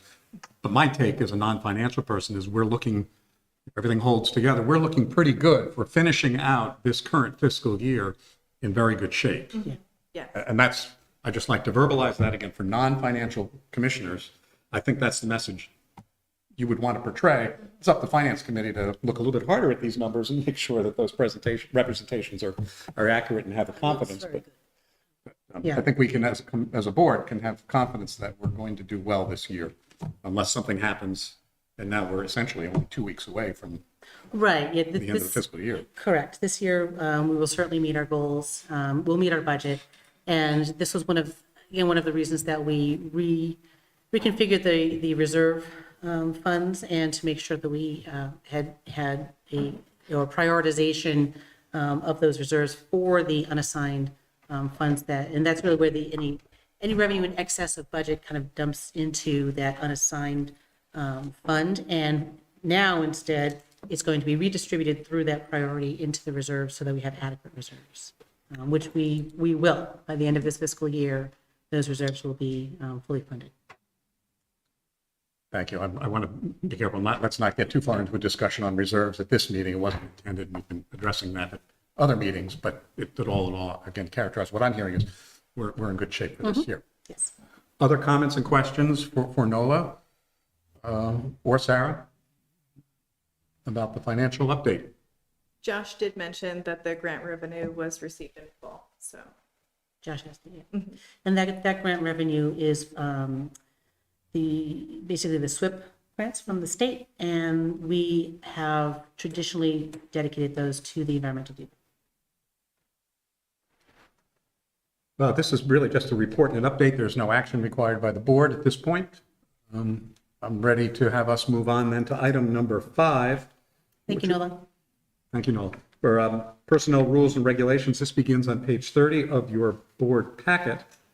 The board will be taking some requested action tonight. I'll turn it over to Sarah. Great. So thank you very much. So many of these, and I'm actually going to turn it over to Amy, many of these recommendations that are in your packet came as a result of the conversations that the Total Compensation Ad Hoc Committee had over the past year. And these are the requests that we are bringing to you mainly because it changes something in the personnel policy, and the board is responsible for approving the personnel policy for the district. So Amy, if you could run through what we are asking to be changed. Sure. So after the ad hoc committee met and the finance committee met, there were changes that are included in this memo that, again, as Sarah said, are just part of the personnel policy. So it's clarification of those changes that were approved in the budget. So one of them being life insurance, short-term disability and long-term disability insurance. The life insurance has effective July 1 will be 2 times the employee's salary, and it was previously 1 time the employee's salary. So that's included in there as the red line strikeout. The retirement plan for the last 30 plus years has been a 1-year waiting period for eligible employees, and it was recommended to change that. And so it's now will be a 6-month waiting period for new employees. So that's outlined in section 6.16. And lastly, the carryover of vacation. It was noted that the employees can carry over 2 times their vacation, and that is a concern for the liability on the books, and we are reducing that. But we will be reducing it July 1st, 2023 to provide the opportunity for folks to know that and have a year to use that time. So that's been reduced from 2 times the carryover amount to 1 time the carryover amount. And there is a motion there for the board to approve those changes. Thanks. Let's stay with these. We're still on item 5A. I don't want to move on to 5B quite yet, but So moved. Williston. thank you. And we have a second to approve the motion to make these policy changes. Thank you, Paul. I will open it up for discussion and questions by board members on these proposed changes. I have a question, at least on the first 2. Amy, can you just share very briefly, approximately, the dollar impact of increasing the short-term and long-term disability insurance? Sure. So Just, we're talking it was about hundreds of about thousands or $6,000 annually for the entire group. And it might, 6,000 and change is roughly the change for the life insurance. And then the retirement, of course, it's the 2 employees that have just recently been hired that would be affected. And our retirement contribution is 6% of the employee's salary. So again, we're not talking hundreds of thousands of dollars here, the impact of these changes. A couple of thousand. Thank you. Any other questions or discussions on the motion to approve the changes, the policy changes for life insurance, retirement, and carryover vacation? Ron? Just a curiosity question, I guess. Are the staff really comfortable with the idea of foregoing actual vacation in favor of a cash buyout? That's the next item. That's the next item. We'll get to that one in a minute. Oh, We're just making these changes really going forward so that when we get to item B, we'll recognize that we're trying to minimize this problem from occurring again. But we're not there yet. Hold the question. Other discussion on this particular motion? Call the question. I'm not sure we need to call the question. I was ready to. Okay. Yeah, we don't need to go for a vote to call the question. All those, we're ready for the question. All those in favor of approving the changes as presented, please say aye. Aye. Opposed? Say nay, raise your hand. Abstain? Changes are accepted. And we'll move on to then item number 5B, the vacation buyout. Yeah. So this is certainly an unusual situation. And again, I'm bringing this to the full board because it is, related to personnel policy, and you have to approve personnel policy and any changes or exceptions to that policy. We did talk about this at the executive board as well, and there was some good feedback there. So as I lay out in the memo, there are multiple reasons why a handful of our employees, and it really was just a handful, have vacation time accrued in excess of what they can reasonably use in the next fiscal year. And some folks are carrying over time from the persistent herbicide issue of over 10 years ago. Some are carrying over time from COVID, when no one could go anywhere or really take any time off. There are a few folks there's one person who is a one-person department, making it very difficult for them to take vacation time, with this excessive amount. We are, clearly encouraging all of our employees to use the time that is allotted to them for a variety of reasons. And really I don't want anyone burning out. It's important to take care of your physical and mental health and to have a life outside of work. And so we want people to use their time. But again, for a handful of folks, they've not been able to do that. So this is a one-time request that I'm making of the board to allow to pay out a few employees for some of their time and not all of it. I have worked with folks who happen to be my direct reports who have some excess time, and we've worked out a schedule for them to take their time. And I have encouraged the managers to do the same with the few people who are similarly affected. So there's, 5 employees. So we had 9 who were affected, and 4 have indicated that they will duly make that time count. And then 5 who have indicated that they just are not going to be able to accommodate all of the time that they really need to take. Otherwise, they'll lose it. And it's time that's been earned and accrued. So the impact to the budget in this one fiscal year is just shy of $44,000.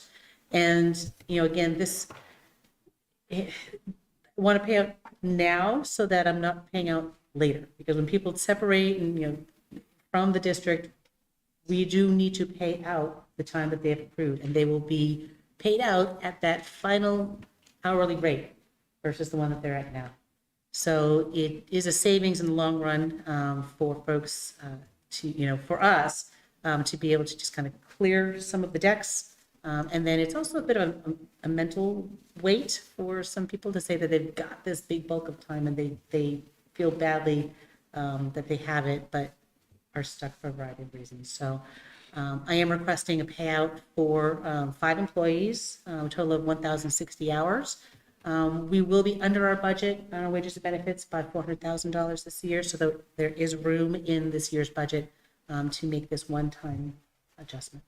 Will you be included in this payout? I am not included in this payout. I do have excessive time due to carryover from COVID, and in fact, Leslie and I were just discussing, will you be able to take time? I am going to make a concerted effort to take time, but I am prepared to lose time at the end of this fiscal year, should that be the case. Thank you. We have a motion before us. I'd like to have that moved and seconded, and then we can open up for discussion. So I don't want to be rude. I have an 8 o'clock meeting with Samson. Thank you, Henry. Thank you. Do we have a second?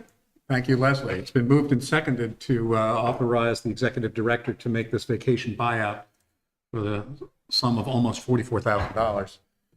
Discussion, questions from commissioners? I couldn't hear what Henry said. You didn't hear what the full number was? Is that what you're asking, Bryn? The comment before the vote, couldn't hear that. No. Oh, Henry indicated he needed to leave. Oh, all right.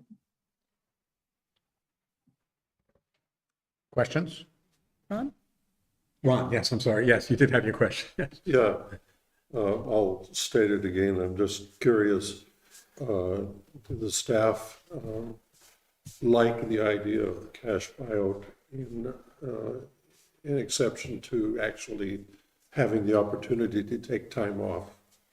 So it wasn't really a factor of liking or not liking. It was primarily recognition that there was this excess of time that all 9 agreed was going to be difficult to use in one year.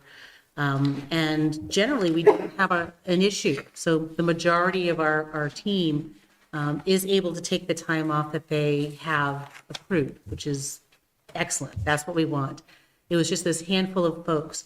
And again, there were 9 affected, and 4 have indicated that they will be making the effort to take the time off and did not feel that they wanted the buyout option. And then the remaining 5 felt that they would either had too much or felt that it was simply going to be burdensome to try to make that move and prefer in this one instance the one-time buyout. So this, and to be clear, this did not come from staff. This was a recommendation or a concept that started with me because I saw the liability on the books. And I thought actually it was going to be larger. So I was very happy to see that most of our folks are managing their time well.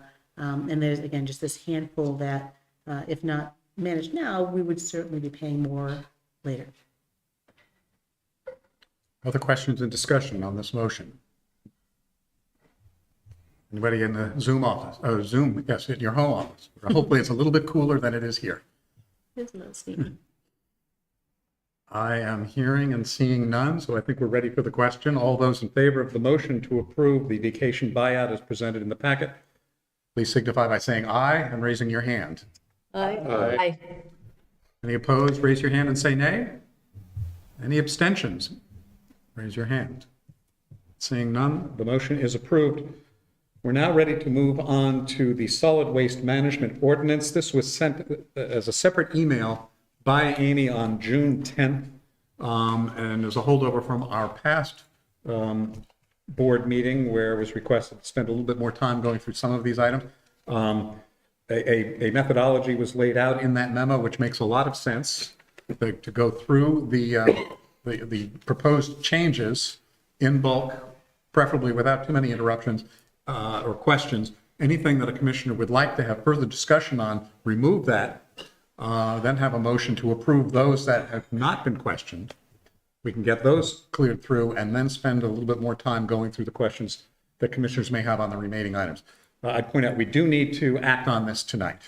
The clock is ticking, July 1st is coming. So, and I recognize that time is it's moving on, but we do need to devote the time to it. A lot of important questions. I'll stop talking and then turn it over to Josh. Josh, thank you. So Josh will be leading the conversation. So Josh, if you could share your screen, please.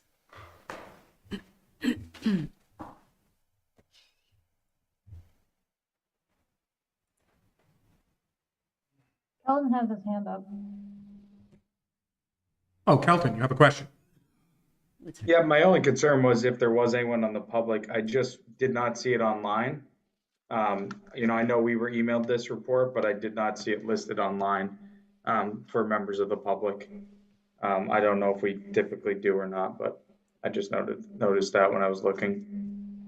Yeah, the information is the same that was in the packet last month.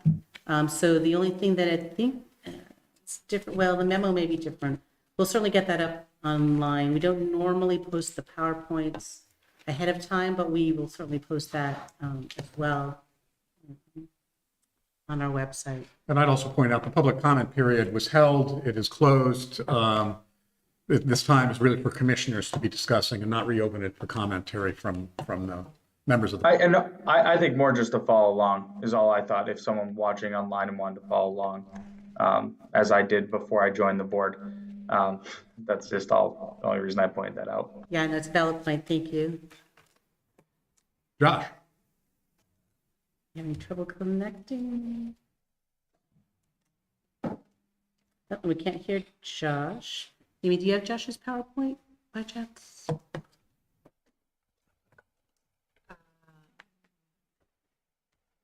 I do not have a PowerPoint. I have the PDF that was sent on the 10th, but I can ask him to send it to me. It seems like Josh is having some technical issues in the office, perhaps. Yeah, Josh, your audio is not working. Not sure if John is still Talking and we don't hear him. I'm here and reaching out to Josh. okay. So, yep, Sarah, this is Janine. I'm just gonna grab him and see if he wants to come into my office. Okay, thank you, Janine. Yep.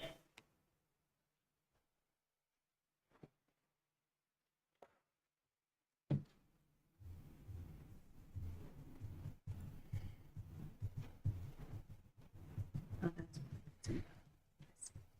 I got it. Can anybody hear me now? Yes. Yes, thank you. Great. Sorry about that. So one of the reasons that it wasn't attached is that it is a rather large file. So we will work to make sure that it's smaller when we post it to the website. And can everybody see the PowerPoint now? Yes. Great. Sorry about that interruption. Thank you, Paul, for the introduction. As a reminder, we are voting on ordinance amendments tonight. I appreciate the laying out of the process. Simply going to go slide by slide and just ask if any commissioners have comments to make on a given section. And I'll ask for Sarah to just let me know if there are comments in the room, and I'll mark them down. I'll flag them so that we can revisit those after we've gone through the whole presentation. Given that we sent it in advance, I'm gonna try not to provide any context or narrative on each change, especially since we've seen them a couple times already. So we make this as quick as possible. And then just as a matter of context for next steps, we are, after tonight, if approved, or what changes are approved, we'll post within 14 days a summary in a local paper. We'll post it in at least 5 conspicuous places. The public will have 44 days to appeal or petition the changes. And if we don't receive a petition within those days, it'll go into effect 60 days from tonight. So just a matter of process for next steps. So I will just start going through the PowerPoint. And again, if anybody has any section that they want to flag for further discussion, just raise your hand, or in the room, raise your hand and Sarah will take note of that. Yes, I just want to reiterate, that's fine. To interrupt the presentation to make that known. Don't need to wait until the end of the presentation to raise that question.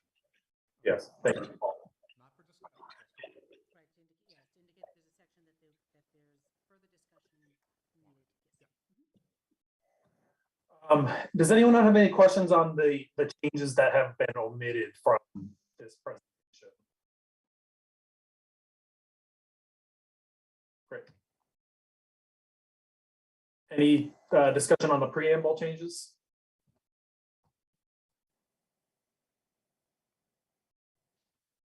I have a question. For letter E, I don't know if it's worth calling it out or quite how you want to deal with it. The creation of an integrated waste management system. Just looking for articulation of what that encompasses. I'm not suggesting we remove it, just clarity on what that means to you, I guess. Yeah, I will ask Janine, but I believe we took a lot of this language from the state language as far as what the requirements of a solid waste management entity is required. We're looking for Janine now to weigh in. Janine, do you have any remembrance on that? That's correct. We did, I think, well, if I were to just give you what I think that means, Bryn, is that it's not looking at one to the exclusion of the other. In other words, we're not doing it independent of the fact that energy conservation, greenhouse gas emissions, and other environmental impacts, we want to incorporate that. You could do one exclusive of the other. So that's how I would interpret that. But yes, we did pull that directly from the state solid waste rules. Great, thank you.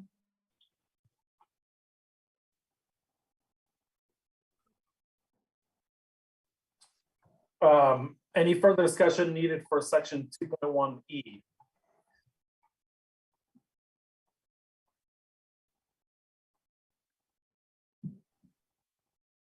Nothing in the room, Sarah? Okay. Section 2.1F, Yes. That yes meaning a request to remove it from the, for further discussion? Yes. Okay, and that is section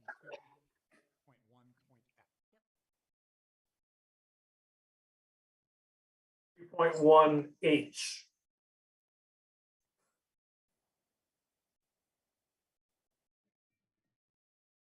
2.1I,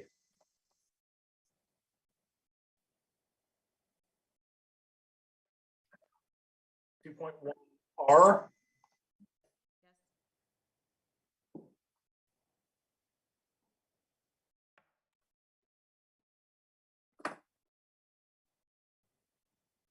2.1S,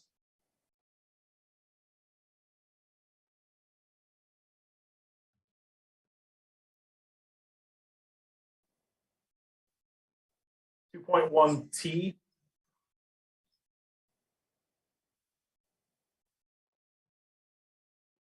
2.1W,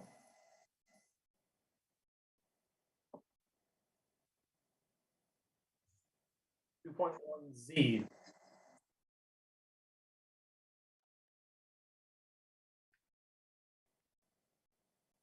2.1DD,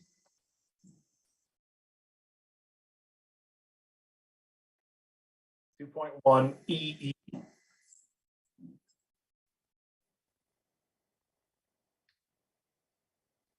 1JJ,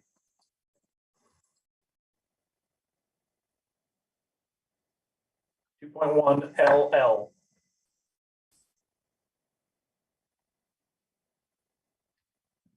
2.1MM, 2.1PP,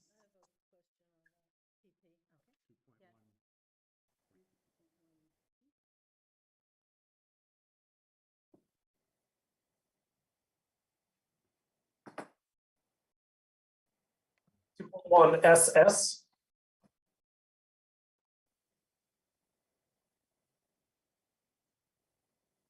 2.1XX,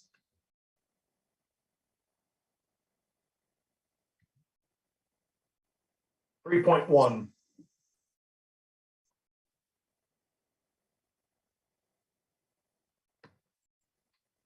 3.5,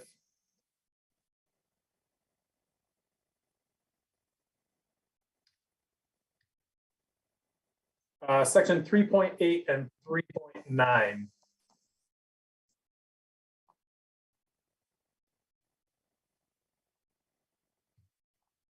Section 3.10.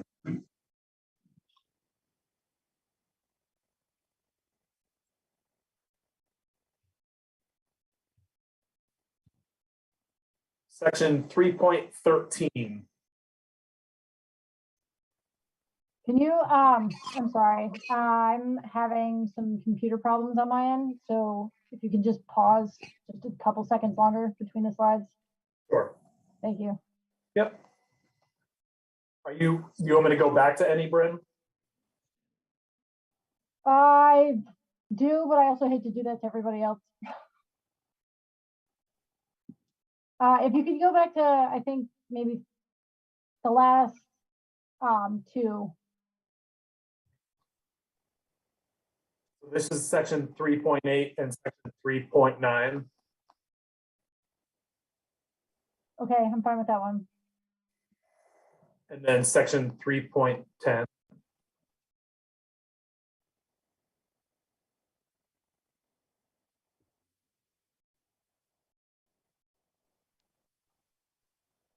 I was concerned and still, yes, I would like to pull this one.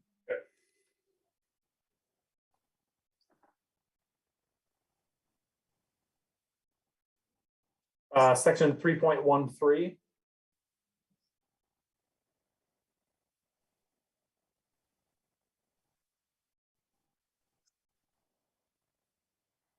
Section 3.14.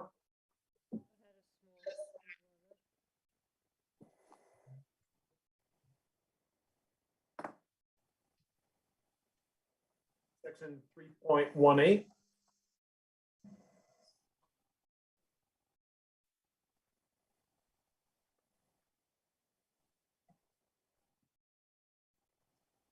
Section 4.1.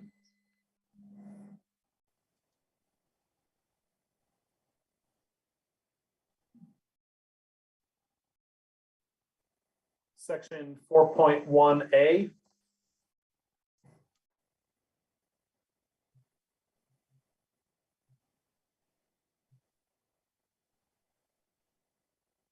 Section 4.2.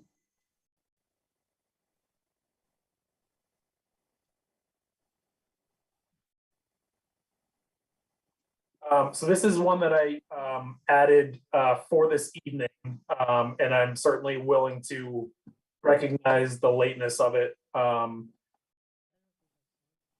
It doesn't.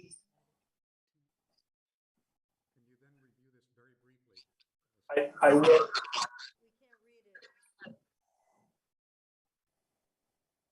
I will review it briefly because it's a minor change and it doesn't impact the general public. In general. Yep.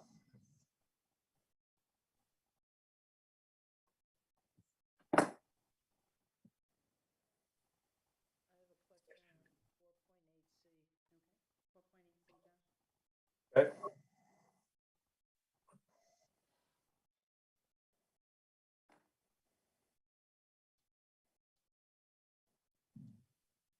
Four point eight F.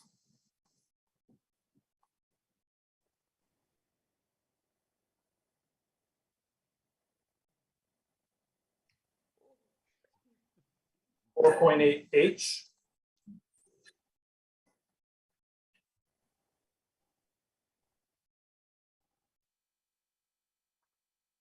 4.8I.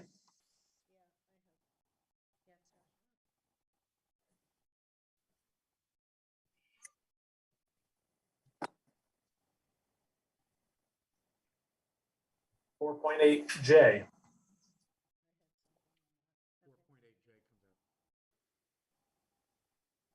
So yeah, it's not clear what the proposed language is here.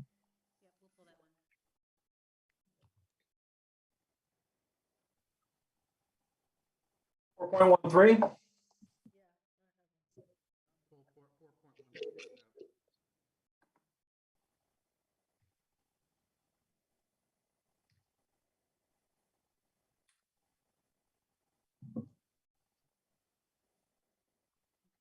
We will.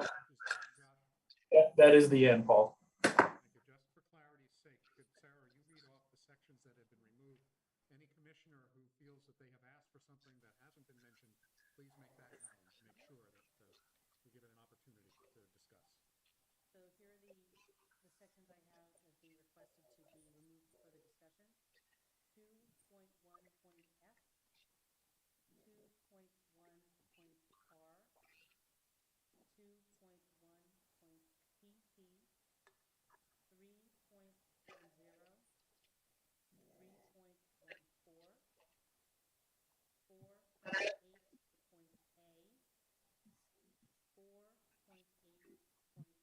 4.8.C,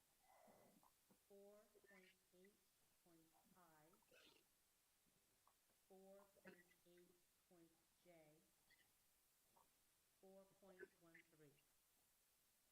Are there any other sections that a commissioner feels needs to be pulled out? Tom? 4.8.F. 4.8.F. I have 1, 2, 3, 4, 5, 6, 7, 8, 9, 10. I count 11 sections. Not that anybody else needs to count, but let's cross-check Sarah. Yes, I have 11. Thank you. As laid out in Josh Estey's memo, the request is that we then have a resolution to adopt the solid waste management ordinance amendments, except for the numbers that we just went over, and then when we make the motion, we can repeat them again for the record, just to make sure, I know it takes a little more time, but we do need to be clear. So we would have a motion to accept everything that has not been pulled, vote on that, and then go back and have discussion on the sections that have been accepted, work our way through them. Hopefully, we could have one omnibus second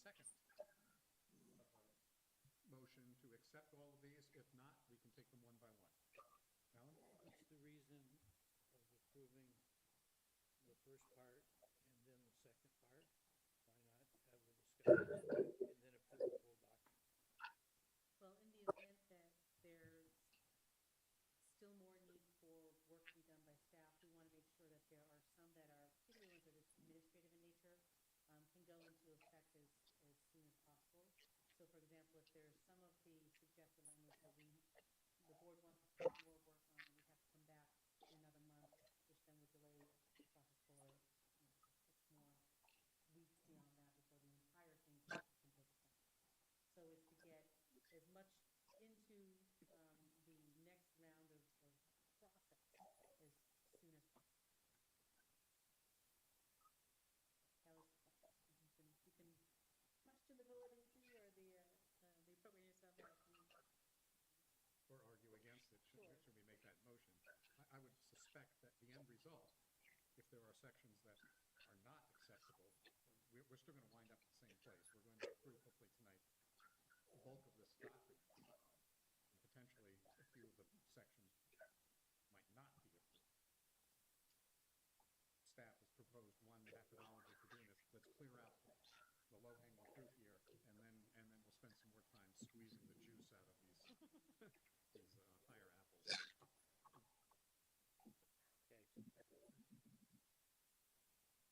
That was the question where, and I just want, I think, explaining the process, how we want to proceed. So I think if there are no questions about it, then we get ready to entertain a motion that, I guess I'm going to let Sarah read it. Sure. And then you want me to enumerate all of them? Yes. Okay. Be it resolved that the Board of Commissioners adopts the solid waste management ordinance amendments as presented, except for the proposed amendments in sections 2.1.f, 2.1.r, 2.1.pp, 3.10,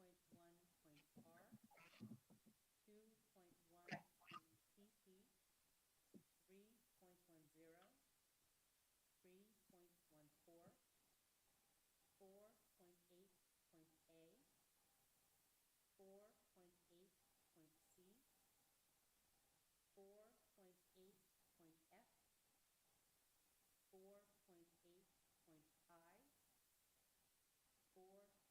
4.8.c, 4.8.f, 4.8.i, 4.8.j, and 4.13. That's the motion. Thank you. South Burlington, do we have a second? We do have. Thank you. We're open for discussion. Questions? Yeah, I have a question about process. Let's say we go through some of these sections and we find that there are no objections, there are just questions. How do we shove them back in to the approval? Yep, then that is the second, there's a second motion to do that. Oh, okay. After discussion on the ones that are pulled out. Okay, all right.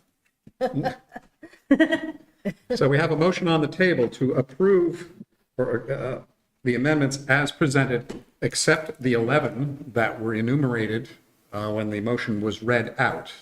I want to be very clear, this is a very important document, and I want to make the record, be sure the record is clear, what we are approving and what we are not yet approving, so that we don't have controversies and issues down the road later that we need to correct.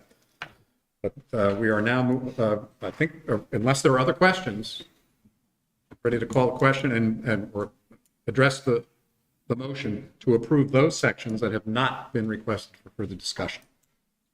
Hoping I'm clear. Anybody feel they're not clear what they're voting on? I think we're ready for the question then. All those in favor of the motion, please say aye. Raise your hand. Aye. Opposed? Raise your hand and say no. No. Thank you, Alan. Any abstentions? The motion carries. Those resolutions that were not objected to by or questioned by a commissioner are now approved.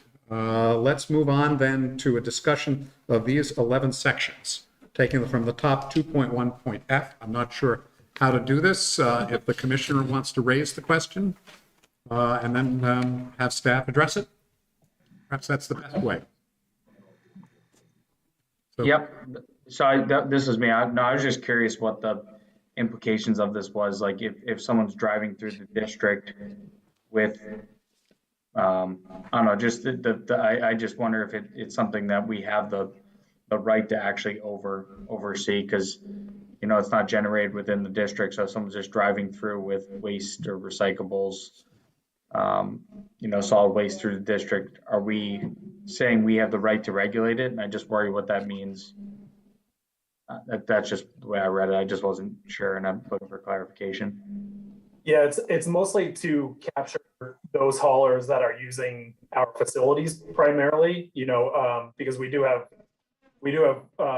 haulers that bring waste in from out of district and use the MRF, use the transfer station, and we want to be able to capture them as commercial haulers to make sure primarily that they have the insurance coverage that we look for during our licensing process, and make sure that they have the coverage that would protect us when using those facilities. That's the primary goal of removing that language. I mean, could you just change it to generate within district borders or brought to facilities within the district? Again, I just worry that it sounds like we're trying to govern people that we aren't actually going to govern, and I feel like making a rule that we might not actually. I don't know. It's just, again, the way I read it. Yeah, it's broadening, but it'll be limited to the folks that are actually using our facility. Because, I mean, there's generally not any way for us to know who's moving material through the district. It's really just to pull in those who are using the facilities. That's really the reason we remove that language, and we do have. We did have Steve Ellis, who's one of our attorneys, right, in support of this change. So we feel pretty comfortable moving forward with this change. Any further questions on this section? I've realized, and I'm sorry that we have to do it this way, but it's important for us to, I think, vote on each question section individually. If we were to vote on these as a group, there could be sections that a particular commissioner objects to and would be forced to object to the entire packet. It would be far clearer and far fairer and far better that we vote on these individually. So I'll entertain a motion then that would read, be it resolved that the Board of Commissioners adopts the Solid Waste Management Ordinance Amendment as presented for section 2.1.f. I believe that's the proper wording. So moved. Thank you, Leslie. Do we have a second? Thank you, Paul. Is there a further discussion or questions on this section? I do have a question. Sure. It seems odd to me that there's no geographic restriction, unless there's something about the broader context that I'm not seeing here. It seems like somebody who is hauling within the state of California would be subject to this language. What am I missing about that? Granted, that's way outside our purview, but I worry about the possibility that there's defective language in there. So Josh, Feels overly broad. so, well, it's just a definition of commercial hauler, Okay. right? So, you know, a commercial hauler, the state could, I don't know if the state has the same definition, Josh, but, you know, defining that a commercial hauler is not only a person who collects, transfers, or transports solid waste generated within the district borders. Commercial hauler is someone who does this in general. So the scope would actually be limited by the usage of commercial hauler elsewhere in the ordinance. I think that's correct. I mean, again, we're trying to not necessarily restrict who can call themselves a commercial hauler. And the only ones who are commercial haulers are those who transport material generated in CSWD. That's not the case. Commercial hauler, you know, in Lamoille is the same as somebody here, but then they may, we want to make sure that we're recognizing someone in Lamoille or Addison, if they bring something to one of our facilities, that they're not designated somehow as something other than a commercial hauler. They're still a commercial hauler. Sarah, for some clarification, you're right in saying that that's the crux of why we're defining that, plus the piece for compensation. That's the other critical piece of this definition. And then under Article 4 of the ordinance, which is licensing, the hauler's licensing, which further defines what the requirements are for haulers. And section 4.1, it is actually a change to this ordinance, a proposed change for this time around. A license from the district is required for any person to manage waste generated or collected within or delivered to a facility within the district. That further refines sort of the geographical bounds of where we are trying to enforce the ordinance. And I see Thomas did have his hand up. I was going to say, as Mr. Esty was indicating, the definition, the change in the definition is not the important piece. It's the rest of the ordinance that says if you're collecting solid waste within the district, or if you're delivering solid waste to a facility within the district, that's where the regulation comes. And so someone who might be within this definition, a commercial hauler, but has no business either entering or leaving, Chittenden County, wouldn't be subject to it. It's the section Article 4 of the Solid Waste Management Ordinance and other provisions that talk about, when you need a license and how you are to manage and operate, when you're collecting waste within the district, bringing material, to a facility in the district, or operating the facility in the district. I'm satisfied. Thank you. Thanks. Other questions on this? Tim? So is Tomra a commercial hauler? Tomra a hauler? I believe so. Josh or Janine, do they required to have a hauler's license? They have a facility license. Tomra is a service that collects and manages. It's part of the bottle bill. Tomra is an organization that collects all the deposit bottles within the county and manages them, essentially. Yeah. So we have a pending question then on is Tomra required to have a license, or is it considered a hauler? Is that the question? They are both. They have a hauler's license. Thank you.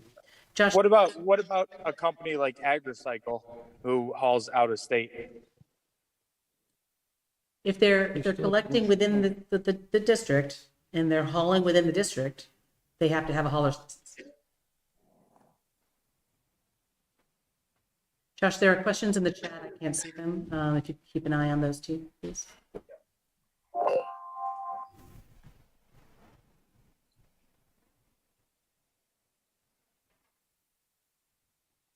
No questions in the chat, was just posting the link to the state solid waste rules. Okay. Thank you, Brett. So it's not a material question that's being asked in the chat room. There's a link, yeah. Just a link. And I apologize, I can't access the meeting online, so I can't keep track of the questions. Further discussion on the motion concerning section 2.1.f. I'm seeing none, and I think we're ready for the question. And the motion is to adopt this section that had previously been accepted from adoption, which is again 2.1.f. All those in favor of adopting the section, please raise your hand and say aye. Aye. Aye. Opposed, raise your hand and say no. Abstentions? This section is approved. Again, I apologize, but it's important that we go through these one by one. The next item is 2.1.r. If the commissioner or commissioners who had a question or wanted to discuss this. I just had a simple question. Why the reference to meat and meat products in this section? Yeah, I mean, that didn't change, so you're just wondering why it's included in general as a not related? Okay. Yes. It's because we are not requiring residents for pest control or bear control reasons to and because it's difficult to manage their meat or products when they're composting at home. That's also part of state statute that's excluded for home composting. Yeah. So this is referencing, essentially referring to home composting versus commercial composting.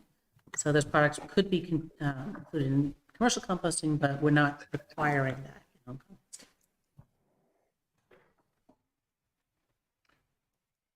I think we're ready then for a motion to accept this section. There's still a chance to raise an objection or further questions, but I think it's been moved to adopt section 2.1.R. Thank you, Alan.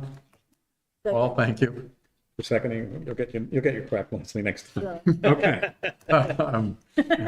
Further discussion on clarification. I understand, but these are important. We're naming the baby. No other discussion. All those in favor of adopting section 2.1.R and including it in the solid waste management ordinance, please raise your hand and say aye. Aye. Opposed? This section is adopted and included. Next one is 2.1.PP. That was my question. Elsewhere in the ordinance, we talk about, there's some language, and I didn't write it down, that makes provision for unanticipated potential future changes in materials. And I wondered if it would be prudent to add that same kind of language to special waste. When you're enumerating materials that are considered special waste, shouldn't you give ourselves some options for unanticipated future materials that could fall into the same category? And I had the same observation for section 3.14, which we'll get to. It's the same point. So it's just a suggestion for additional language. Broadening the language. Yeah. Give us more latitude down the road. Yeah, when new yeah, and then we material- don't have to go back to this again, 3 years from now or something. Josh, do you know if there's a reason to have the items be specifically listed, or Bryn, are you aware it's a requirement of the state? No. I believe these are all state items that we have reflected the state special waste. Well, it's a state statutory definition. Bryn, could you? Sure. I would say that it would be advantageous to have anything the district feels strongly that you want excluded, regardless of what statute is. So otherwise, simply, you can refer, an option would be to refer to state statute, or to say, add something as Leslie said, or as reflected in the state statute, if there are changes. But I do know that, the district has the ability to have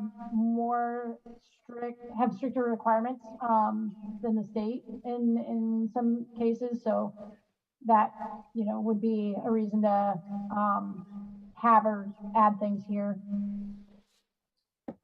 Yeah, so, and I see Janine has her hand up. One of those things actually is like the construction and demolition debris listed at the end of this paragraph for, it's all construction and demolition debris, and not just for Act 250 projects of a certain size. So we have gone above and beyond. I will say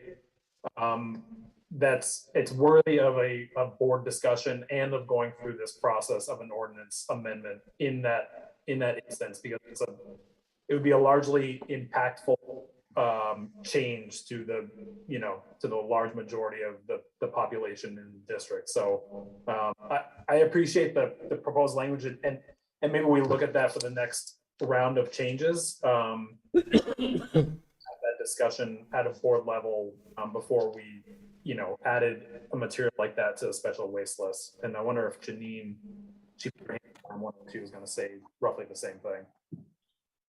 Yeah, I was. I mean, I can't remember where it was, Josh, because we've been through this a few times, but there was a section where we we tried to do what Leslie was saying, and we actually got comments that people were unhappy that we had the ability to do that, and they would prefer that we have to do it at a board meeting. So, you know, as Josh says, it's not just a matter of defining these, but we have actual separation requirements and various things throughout the ordinance specific to special waste. So people want to know if all of a sudden that there's going to be something that they need to be aware of. So I think I appreciate that you guys want to streamline it, but I also do appreciate that folks want to at least a board meeting to know what we're asking for.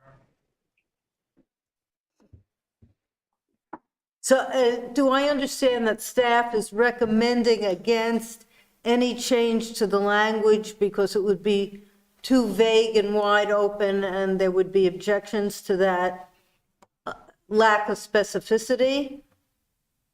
I would make that recommendation, yes. Okay. I mean, I accept the staff's wisdom on this. I just, no. Businesses do like threat on Yeah, predictability. yeah, sure. Okay. And out of respect for those. I just thought I saw that kind of language elsewhere, and I didn't write down where, so I can't, I can't find it for you right now, but I just thought if it was okay in one place, why not put it somewhere else? No big. Well, I'm wondering if, because Leslie saying for section 3.14, if we want to approve both of those sections. I didn't catch the question. Because Leslie is also referring to a similar situation, 3.14. Yeah. I just said that was. Take a moment to look at that language as well. We might be able to. It sounds like it's all moot because the staff thinks it's a bad idea, and I defer to the staff on this. They've done all the hard work, so. Okay. Ron, question. On the matter of the inclusion of devices containing mercury, such as fluorescent tubes, I think that I saw something about the legislature entertaining a bill that would ban the sale of such devices. Now, I don't recall whether that bill passed or not, but my question would be, if it passed or will pass in the next session, how does that impact this language? Well, this is also not just for, future materials, but it's for what in the waste stream now. So we would still need this to govern what is currently in, the potential realm of items needing to be disposed. So for example, when other types of batteries were banned, we were still receiving them for years after the ban because they're just in use. So we would still want to have this language in here to govern how that legacy material needs to be managed. Okay, thank you. At this point in discussion, any questions about 2.1.pp? Just want to clarify, I think, Leslie, you're willing to then accept also the same discussion to apply to 3.14. Did I get that number correctly? Correct. So we could have a motion then, and I'll read off my understanding of the language, and we'll see if that works. Be it resolved that the Board of Commissioners adopts the Solid Waste Management Ordinance amendments as presented for sections 2.1.pp and 3.14. I do have an additional question about 3.14. Okay, so let's just do 2.1.pp. Okay, so for clarity again, this motion now will only apply to 2.1.pp to accept that language. Anyone care to make that, to move that? moved. Thank you, Paul. Leslie, your turn. Second. Thank you. Okay, it's been moved and seconded that we accept the language written for 2.1.pp and include that then in the Solid Waste Management Ordinance. Any further discussion on this particular motion in this section? Nobody online? I think we're ready for the question. All those in favor, please say aye and raise your hand. Aye. Aye. Opposed, raise your hand. I'm sorry, opposed, raise your hand and say no. Abstentions? Section 2.1.pp is adopted. We'll move on to, let's Let's just proceed in order. 3.10.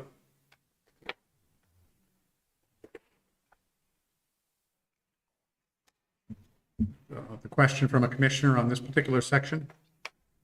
thought that was Brent. Brent? Yeah, that was Brent. Brian, we think this might have been your item, your section.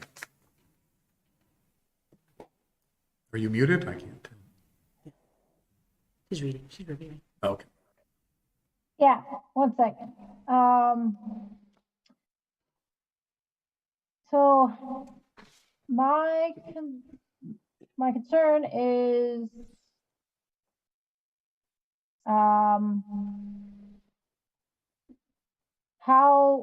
what's the logistics or feasibility of the district providing standard instructions to property owners for managers? It sounds, the way it's phrased, it sounds proactive to me, and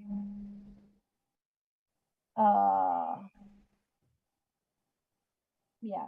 So I just I don't want the district to put ourselves in a situation where it's like, well, it's available online, but it's, it's like, that's more passive information sharing rather than active information sharing, where it's like, do we get notification from municipalities of when,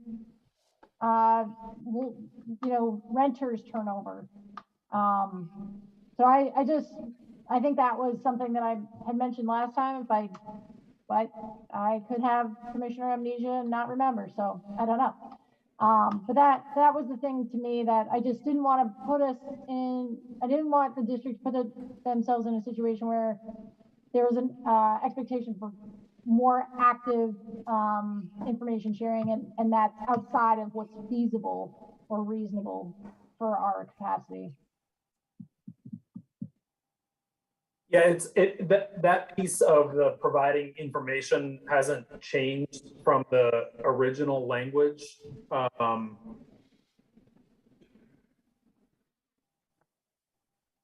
The onus is for multi-unit property owners to provide that information to the tenants, and that we will provide that we will have that information available to those owners to provide to their tenants. So not much is going to change on our end as far as dissemination of the information. We have the resources available to the property owners, and it's on them to provide that information annually and to new tenants. And I will say that we do have that position in the outreach team. And I know, for instance, in Burlington, we are on their annual, or we have in the past historically been on their annual mailing to all landlords, and a lot of that information gets disseminated through that mailing list.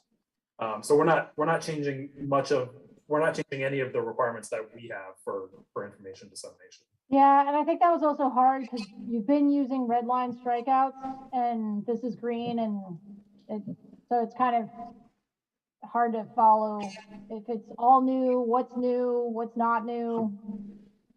Yeah, so this was this proposed language number 2, slide 3 of 3 for section 3.10. This was actually a rewrite that you suggested to clarify some of the requirements, and so I appreciate we've been through enumerations of this proposed ordinance, and so it's been difficult to follow. This was my attempt at making it as clear as possible.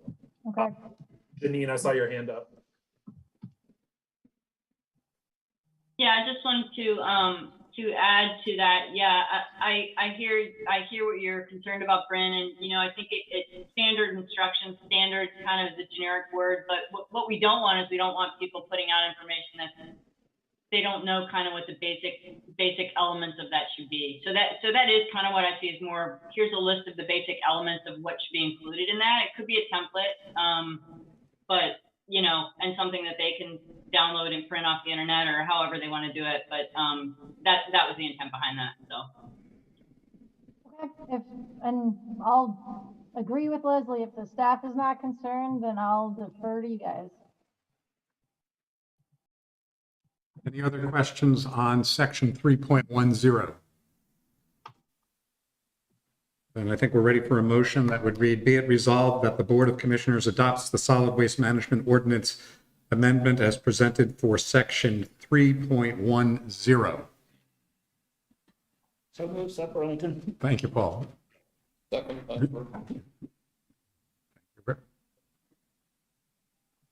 Any discussion on the motion? All those in favor of adopting this section, please signify by saying aye and raising your hand. Aye.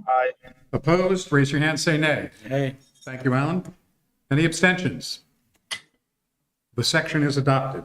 We're now ready to move on to item 3.14. As Leslie mentioned, she had a similar question about it, but Rick, I think you had a concern about this as well. I did, and forgive me if this was subsumed in the other discussion. There's a list here of, essentially a list of special wastes that isn't quite the same, it doesn't seem to me, as the one that was in section 2.1P.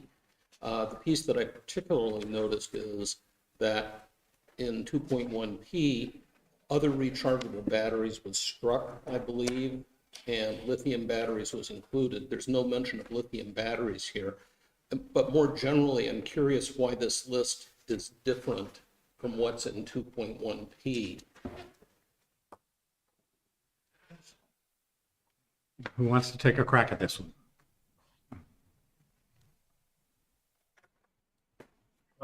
Give me just 1 second. Yeah, actually, when you first brought it up, I was kind of questioning why we felt the need to actually reiterate the list and why we just didn't say separation of special waste instead of kind of reiterating it. I don't know why they're different. I'm looking at that too, but I just wanted to kind of put that out there. Maybe we don't need to recite the list and we can just have separation of special waste and you look at the definitions. But Jess, do you have it yet? Yeah, I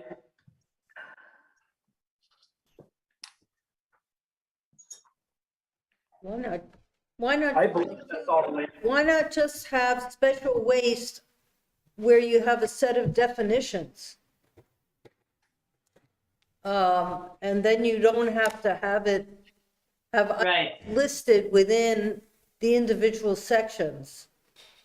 If you had it as a definition, special waste shall mean blah, blah, blah, then you covered. It's cleaner and you won't get into this anomaly where you have different lists in different places. I believe that list in section 3.14 are state landfill banned items. Well, my concern is procedural, Leslie. If we were to go up and to redo the definitions, then we have to revisit this. So at this point in time, I would suggest that we hammer out language that makes it consistent between 2.1.pp and 3.14. That might be a more efficient way at this point in time to resolve it, but I'm open to other suggestions.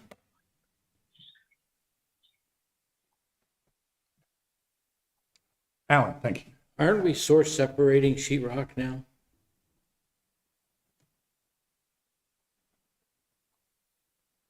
Requiring the separation of gypsum? Yeah. It's not in the ordinance.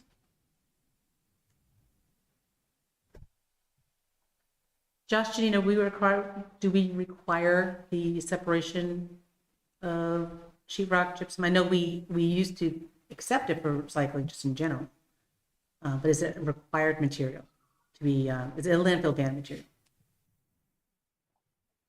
I thought that was one of the really bad things in landfills. Yeah, it is. But it's not in here. It's not here, it means it has not been in here for a while.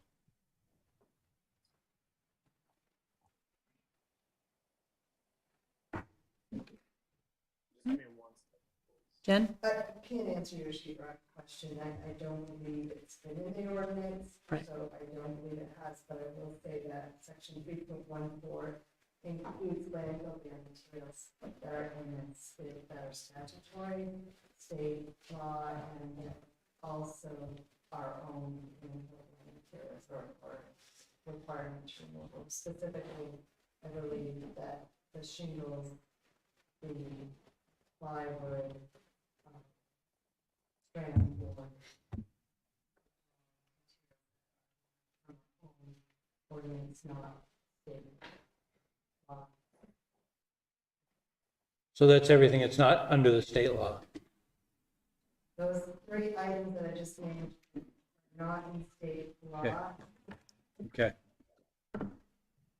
Unless they're part of a whole demolition project that's large.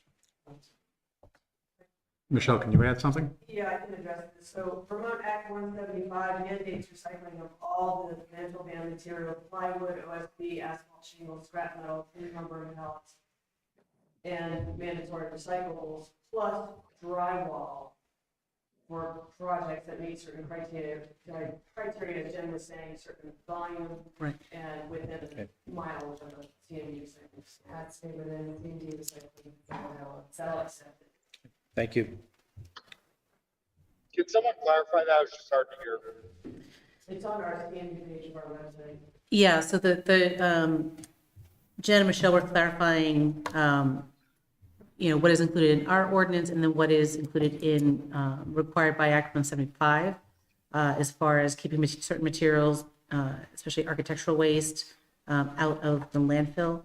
Alan's question was about gypsum, drywall, et cetera. So Michelle was clarifying that the information is on our website. And we'll make sure that their explanations are included in the minutes, so that is reflected for the public information. And I think. So Sarah, I just want to clarify what I couldn't hear Michelle hardly. So my understanding is that yeah, it's a state requirement, but it's not a CSWD requirement for gypsum drywall. Is that a good summary? Yeah. Michelle? Essentially. It has to be. Jen, could you come up to a microphone? Thanks.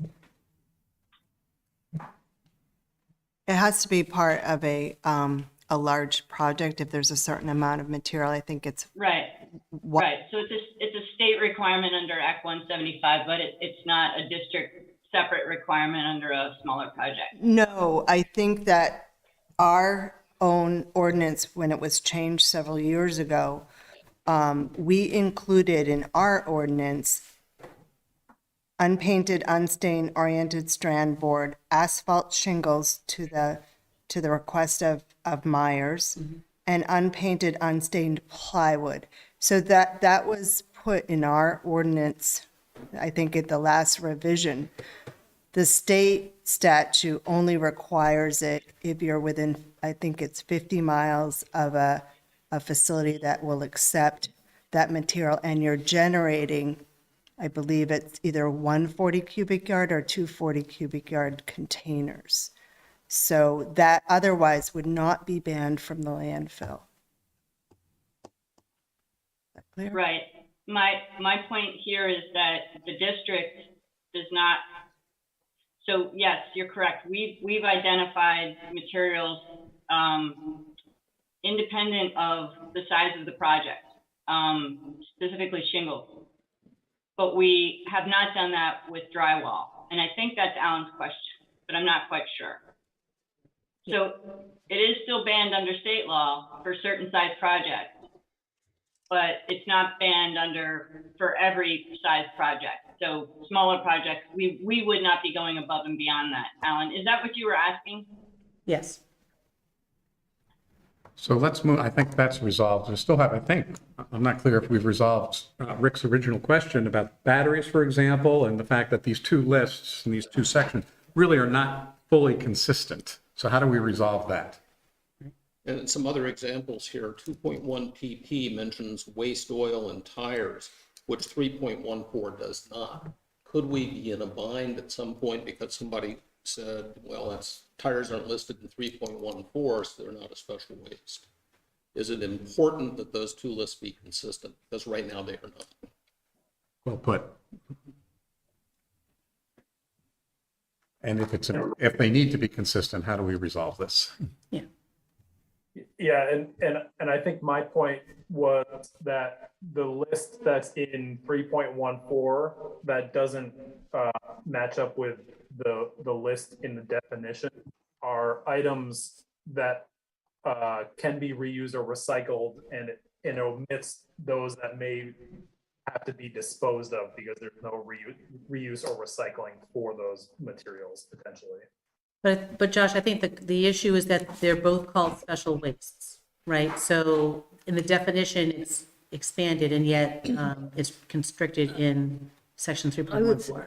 It just seems to me that we need to ask the staff to go back and look at these two sections together and make sure that they are consistent and not contradictory. I don't see an ability to resolve that at this meeting. Well, my question, Josh, is to you is, can we just simply say a special waste shall be separated and placed in facilities that manage particular special waste as defined in section 2.1.pp? Is there a reason that there are some items in 3.14 that are not included in the definition? And can we just simply, get rid of all of the items and just say as defined?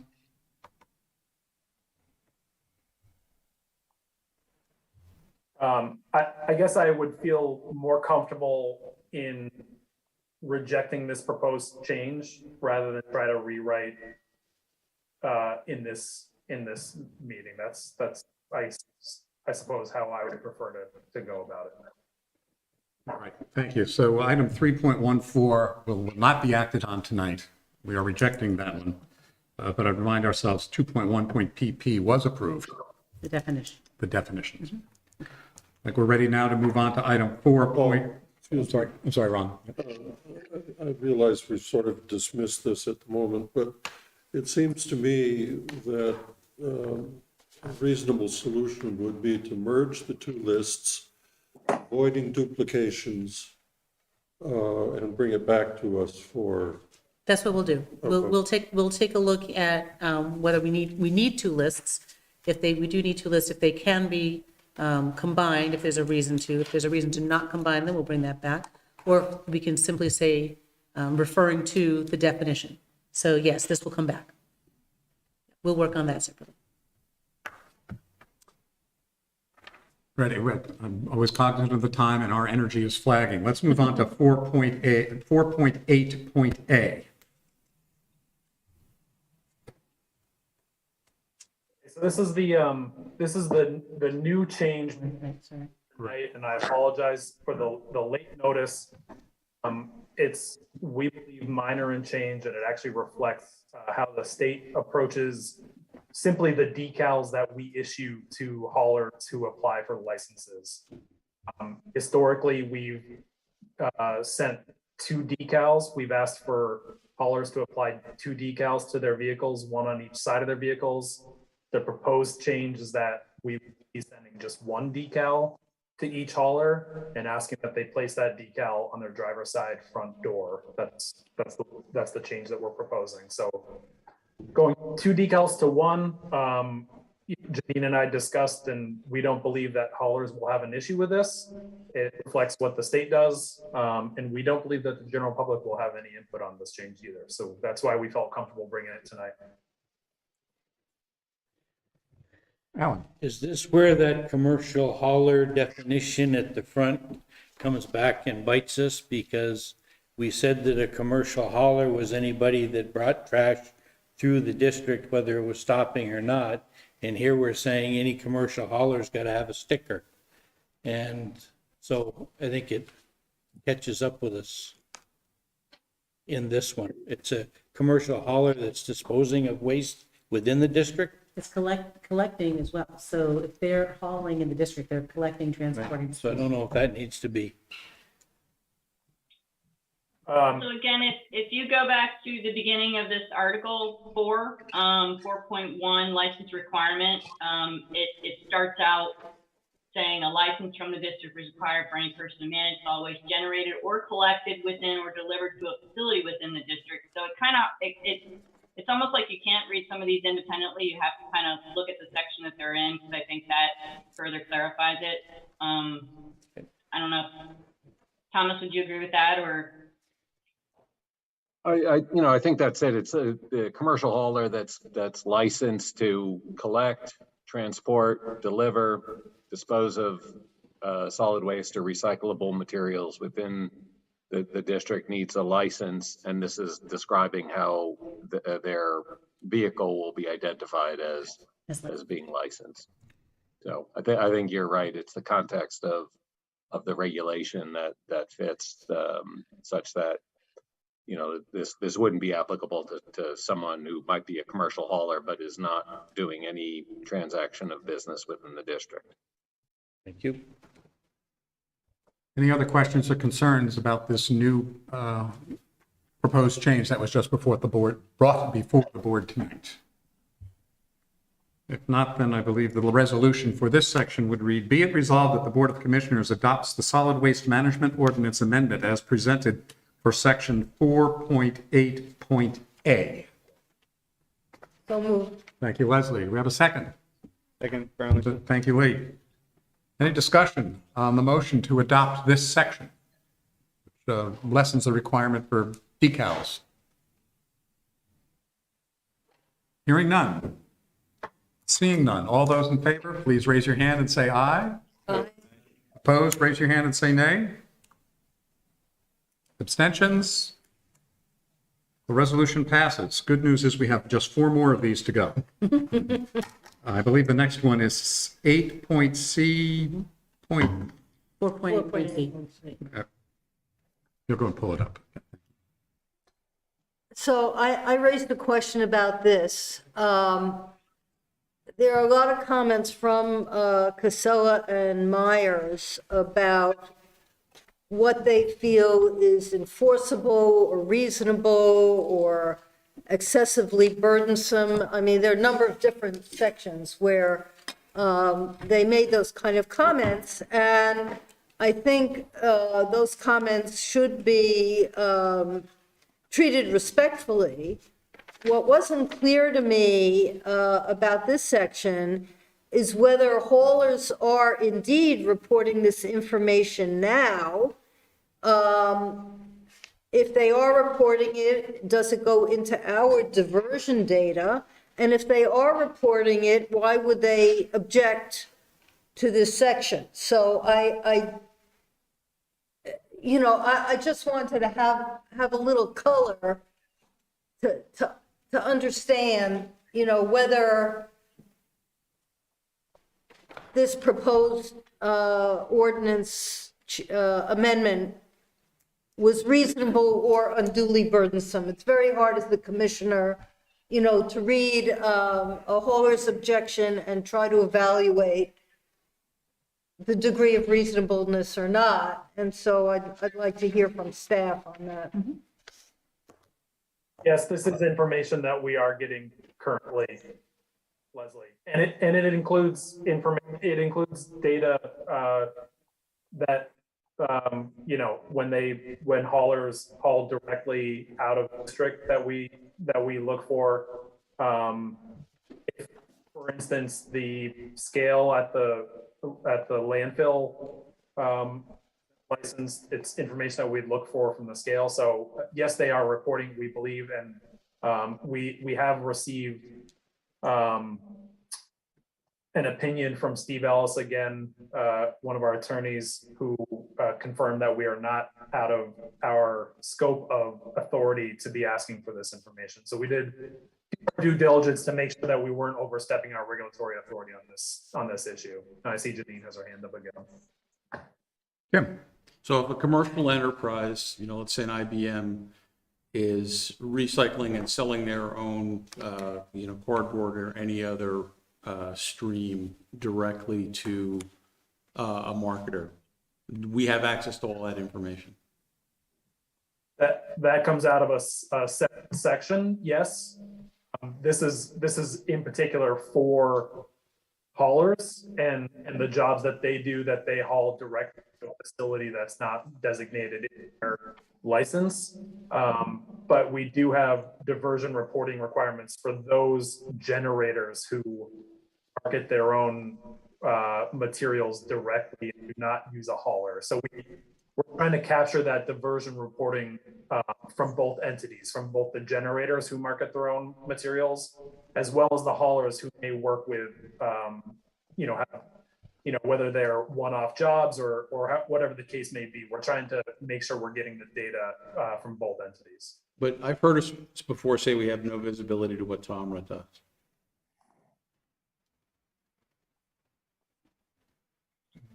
I'm sorry, what did you say, Tim? I've heard before that we don't have visibility to what Tomra does. The company that collects most of the bottle. Yeah. We don't have visibility to how much they're charging. We don't have, we have limited visibility. We know that obviously they're collecting material. I have to double check. Nancy has retired. She did collect some material, some information that we have agreed to aggregate and be able to keep confidential because it would be I'm losing my train of thought at this late hour. Not too confidential, but Trade secret? yeah, trade secret. Thank you very much.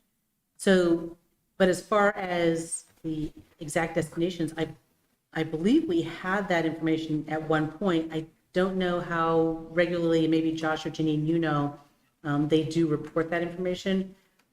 We do ask for it.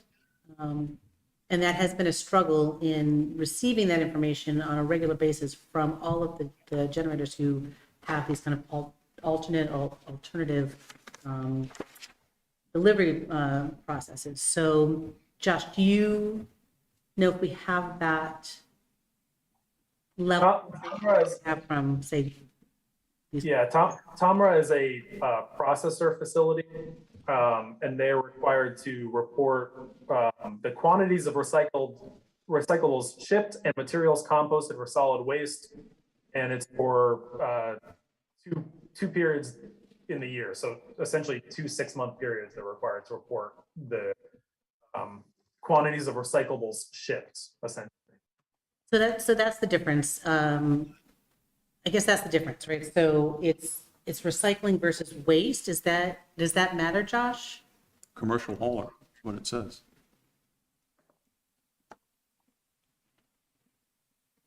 No, at any facility not designated in their hauler. But it's And I guess the larger question is, what information do we not have today that we think we are going to get access to with this change? Well, the short answer is that there was no real substantive change to this section. We believe the comments were issued to take advantage of the fact that that section was being changed in a rather unsubstantial way. And this was a way to make a comment on sort of a long-standing issue that the two haulers that made comments have with the information that they provided us. So this wasn't I get it. Go ahead. All right. Further discussion then on 4.8.c. I move we accept whatever the motion, the right language is. Okay, I accept it. Do we have a motion on the floor yet? Or no, this was just the question was raised. Right. Thank you. Yeah. So now we're ready to have a motion for 4.8.c. Be it resolved that the Board of Commissioners adopts the Solid Waste Management Ordinance amendment as presented for section 4.8.c. So move. Thank you, Leslie. A second. Brilliant. Thank you, Paul. Any further discussion on this motion? All those in favor, please say aye and raise your hand. Aye. Any opposed, raise your hand, say no. Abstentions? Yep, Kelton Willison. Thank you, Kelton. That's noted, Mimi. Okay, the motion is adopted. We are now, I believe, ready to move on to 4.8.i. Is that correct? Paul, there was a late addition after we had gone through for 4.8.f. Oh, okay. Okay, so that would be next sequentially. That's Tom. Tom? Okay, we've discussed this item before, and there seems to be a discrepancy between the proposed language and the district response to a Casella comment, and it might just be a correction is needed. The proposed language starts, "The commercial hauler shall provide collection of mandatory recyclables at least as often as they are providing collection of solid waste destined for disposal for all residential customers." The district response starts, "The district cannot quantitatively defend the proposed change as good environmental policy, and we will therefore move forward with no change to the collection frequency change at this time." So it sounds like it might just be like a minor typo thing, because the language wasn't, as it's presented now, the controversial language is still there. It is a little confusing, and I apologize for that. I should have included an additional section for proposed language in that I would say no changes are being proposed. Actually, you shouldn't even have to vote on this section because no changes are being proposed. So if no changes are being proposed, we don't have to vote on it, right? Right, so, correct. So the response is saying that we, again, can't quantitatively defend, so we need more data before we would bring this language back again. So we are essentially rescinding our proposed language, and we'll be retaining the original language in section 4.8. I apologize for that confusion. There is no vote on this. Josh, actually, can we just go back one slide? We do need to vote. So we did change generators, customers to generators, because that didn't make sense. So that stands. That is still something we'd like to change. I mean, it's not absolutely necessary, but I think if you read that, it makes more sense for that to read actually generators versus customers. So Janine, you're talking about the last sentence of the paragraph and the proposed language?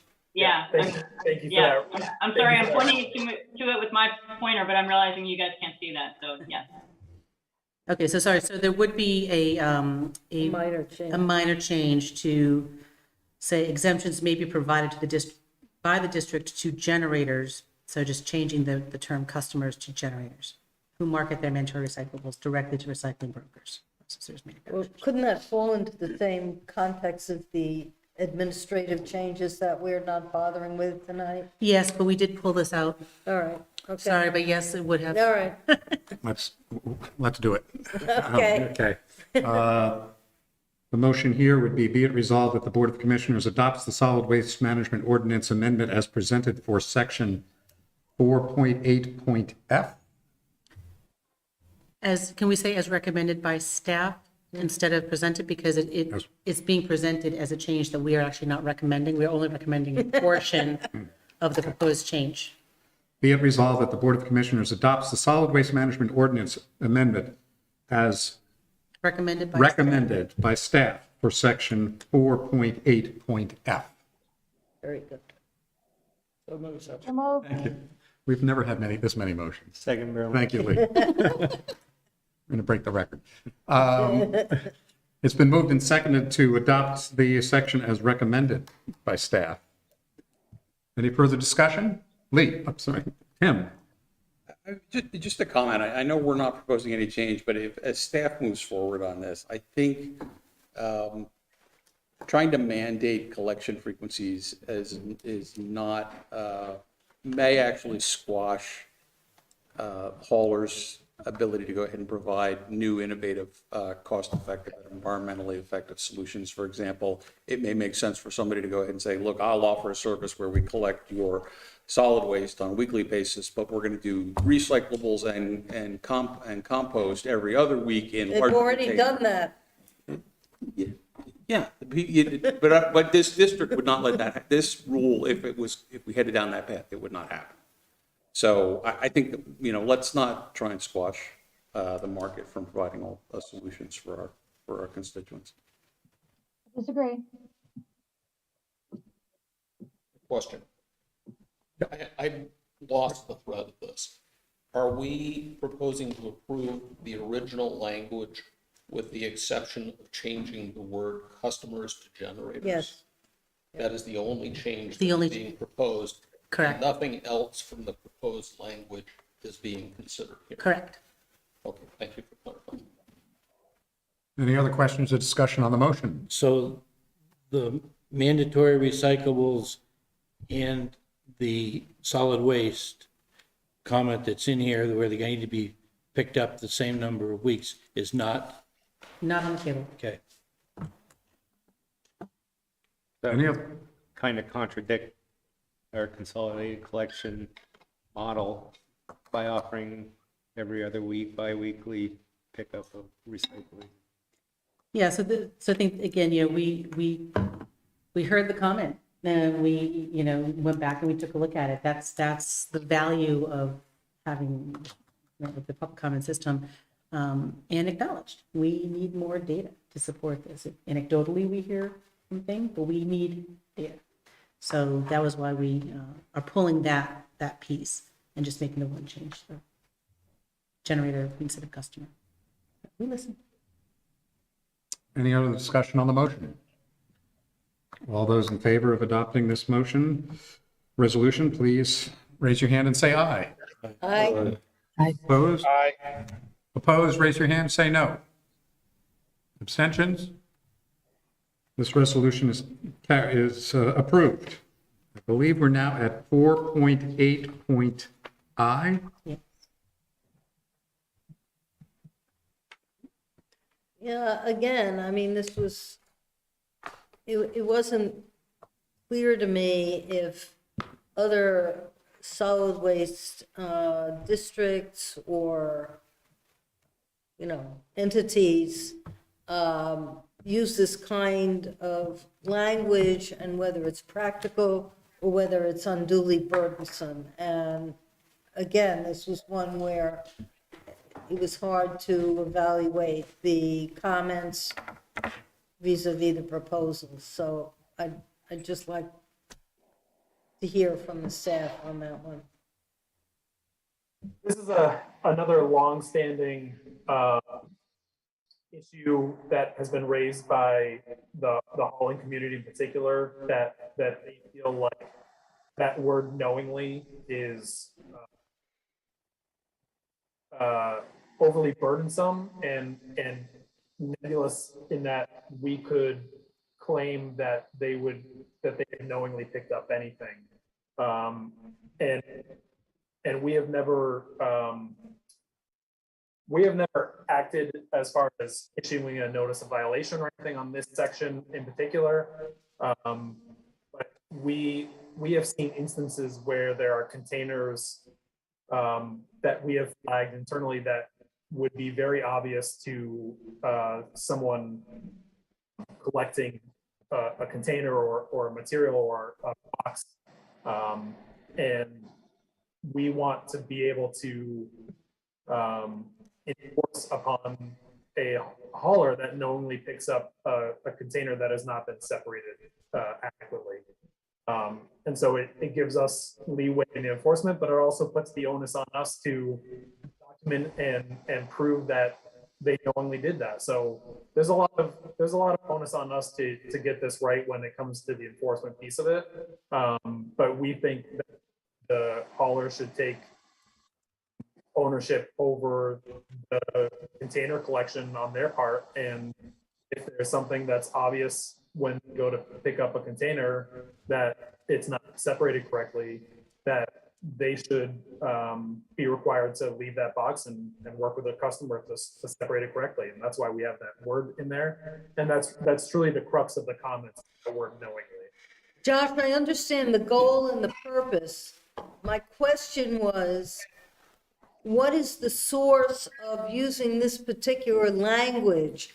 Have we seen examples elsewhere where this is the language that is deemed desirable and effective? That was the nature of my question. Yeah. And I don't know. They're objecting to the language, and if we have a way of saying, hey, this is used in Seattle and San Francisco and New York or wherever, you know, then we have some basis. But you can try to understand as a commissioner, I'm looking at this and I'm saying, are we being unreasonable, or have we lined up our ducks? Or, you know, what's behind this? Because as you know, and I think this board has always felt that while we want to be prudent and effective, we also want to be respectful of our haulers. We want to have a comfortable dynamic with them. And, you know, I'm just looking for some.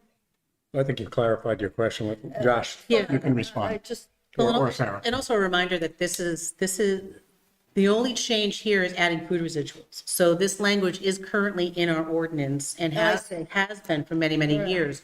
And by adding the word, having the word in there, keyword is knowingly. We are not expecting haulers to have x-ray vision to see everything that is in a bag of trash, and to have to then tell their customer, the generator, that we can't pick up that bag of trash because you've got an orange rind in there. That's not the expectation. And so, because they can't know, right? So it's that knowingly part that is key, because the word knowingly conveys some opportunity for further education by the hauler to their customer. And that is critical. Anytime there's an opportunity, because they are responsible for educating their customers. So really the only change is adding food residuals. And the reason that we're changing that is because Act 250 is now banning it as of July 1, 2020. So really that's the only change. okay. Denise, did you want to put a Thank you.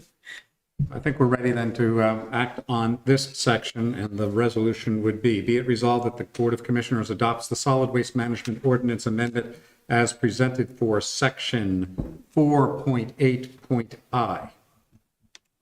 So moved, South Burlington. Thank you. Seconded Essex. Thank you, Essex. Any further discussion? All those in favor of adopting the resolution, please raise your hand and say aye. Aye. Opposed, raise your hand, say no. Any abstentions? Kelton Wilson. Thank you, Kelton. This resolution is adopted. I think we're now on to 4.8.J. Yeah, this is one where I felt container colors. I honestly, I just, you know, the haulers are competitors with each other. It's a competitive segment of the industry, and I don't know why we would have an objection to Myers retaining their red garbage cans, and why we would want to pass an ordinance telling them they can't do that. I can understand requiring blue for recycling. That's sort of nationally universal. I can understand if you want to have green for food scraps, but to me, it seemed like an overreach, and Yeah, so we've removed it from consideration. We realize that we need to take another look at this, so. Okay, all right. No, we're voting on the amended section, and it's in the red line strikeout version, but I will just say, Oh, that's what I'm reading. and I see Janine has her hand up, and she actually did the vast majority of the work on this, so I just want to give her a chance to talk about the new proposed language. So well, Josh, where is that new proposed? Let me, it's Okay. It's in the red line strikeout that was included as part of that packet with the PowerPoint. Okay, it's presenting differently, so all of the other recommendations were included on the PowerPoint, so is it that it's just too large to include in the slides? It would not fit PowerPoint. Sorry, Leslie, I misspoke. Janine, do you want to, So where's the language that we're going to vote on? Leslie, does everybody have a copy of the full ordinance red line strikeout version? I did have, but I didn't bring my computer. I just, Okay. my notes. Well, just in a nutshell, I'll try to get that to you, or I guess I could maybe share my screen. I don't know if I can do that. I won't be able to read it. Yeah. impossible. Maybe it's bringing me All right, so just in a nutshell, basically, we went to lid colors only, because that's really what we had done with recycling as well. Recycling originally had started as the full container and the lid back in, I don't remember exactly when, it was a while ago, and then it kind of reverted to the lid only.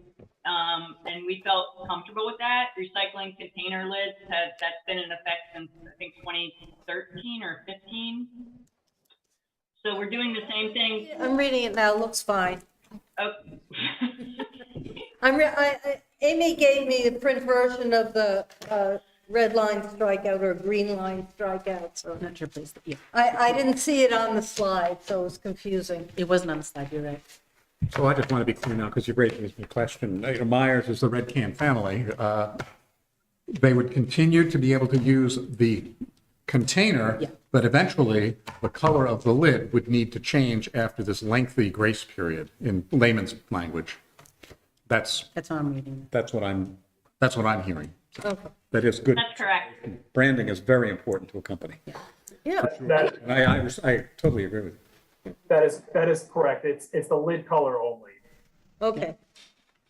I have just a quick question. Is it for all new bins? So, or is it every bin would have to be changed? No, Just because I looked. on replacement, yeah. At the end of the useful life of the container. Okay, nope, thank you. So the 2032 requirement was struck. But Kelton, I think I'm going to add that that should not apply to recycling containers, because that's been in effect for some time now. So just so you're aware. I know we have it in here, but just, the blue lid's been in effect for some time now, so hopefully you guys aren't still kind of battling that. I just think there are still bins out there that, all cycle bin out there for something. I don't know. Yeah, I still see a few of those for sure. So they're not after their useful, they're not after their useful life. So I wonder what the environmental policy of getting rid of those bins really is before they get destroyed. Yeah. Lids only. Lids only. There's a question in the room. Tim. So what is the increased diversion rate or increased or reduction in waste generation that is going to be driven by this action? It's reduction in confusion on the customer's perspective. But which will do what?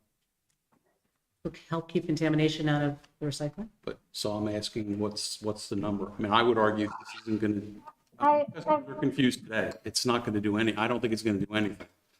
I think it also helps with enforcement because it's easier for folks to identify when a bin is going into a waste collection truck when it shouldn't, because they can identify from a distance when the lid is blue or when the lid is black.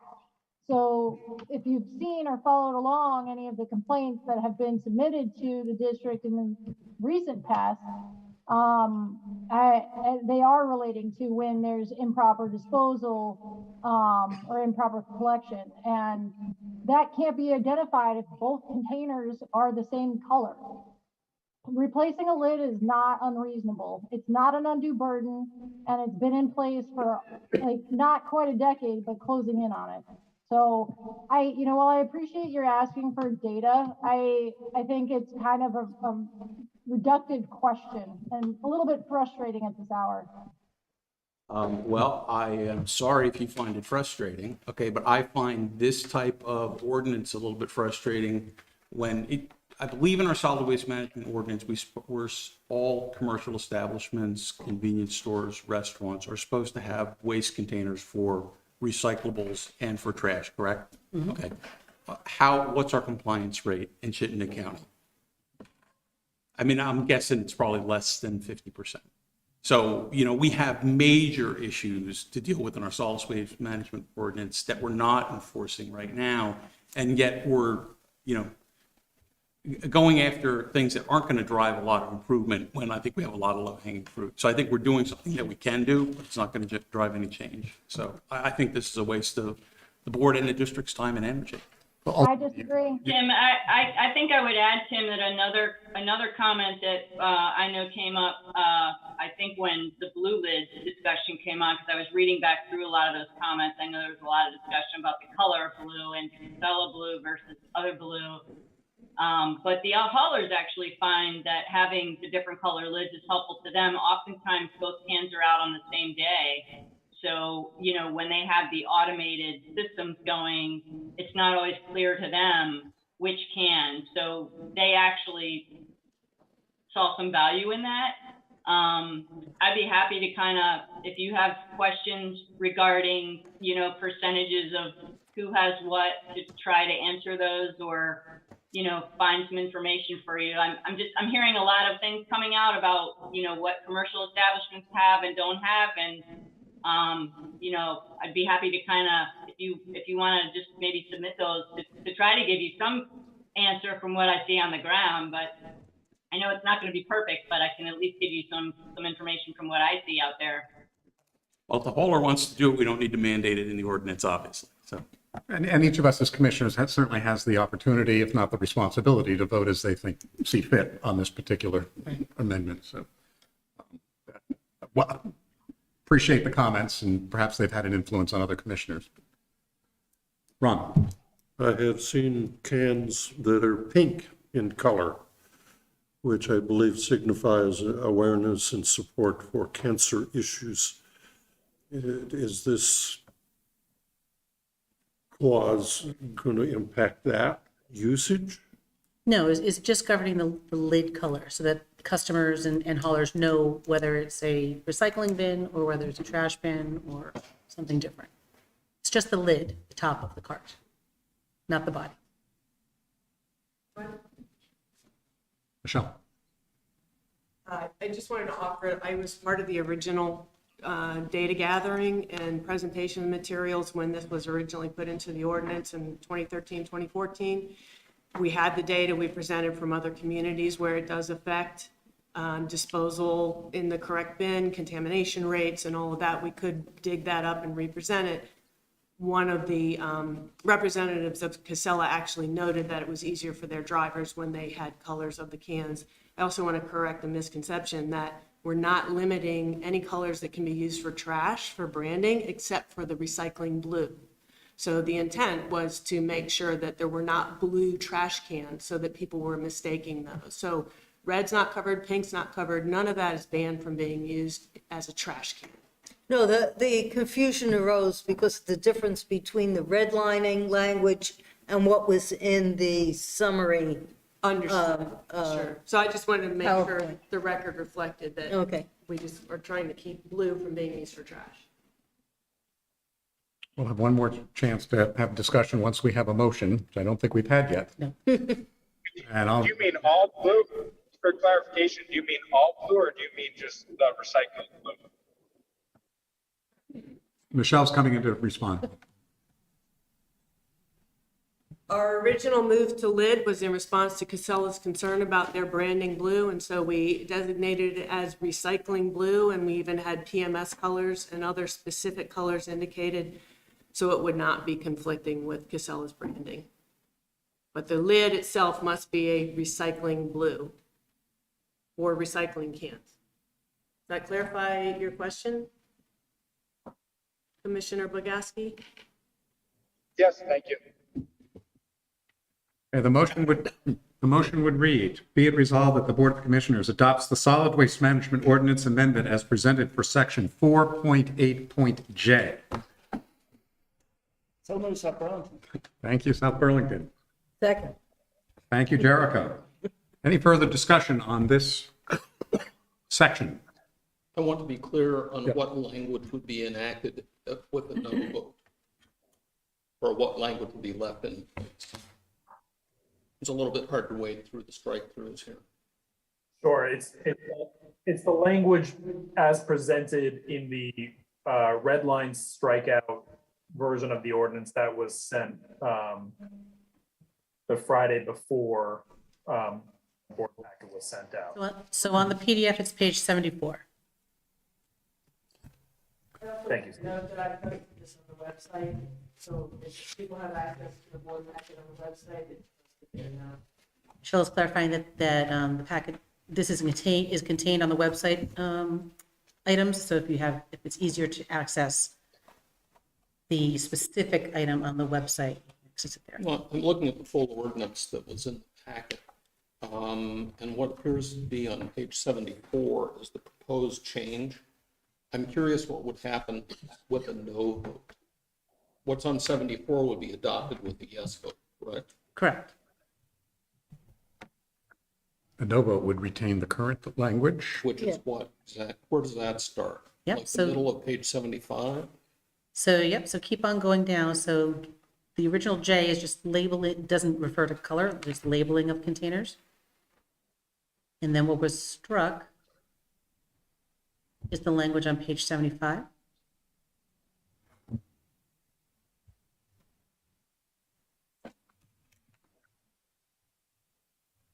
I'm not following it, but I don't want to drag the meeting out. Because I'm Thinking of Other questions on this resolution? So just to clarify, I mean, and I don't know if I'm going to clarify anything at all, actually. It's shortening up it's combining the coloring and labeling sections. So the previous language went on into significant detail. So it's the attempt to, basically combine that and shorten it to make it easier to read. But if that's not coming through, then your vote should reflect that. And all trash containers will have black lids.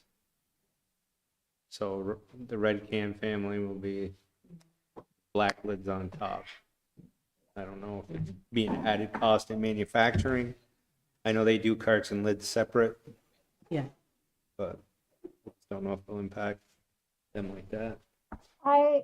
So can I just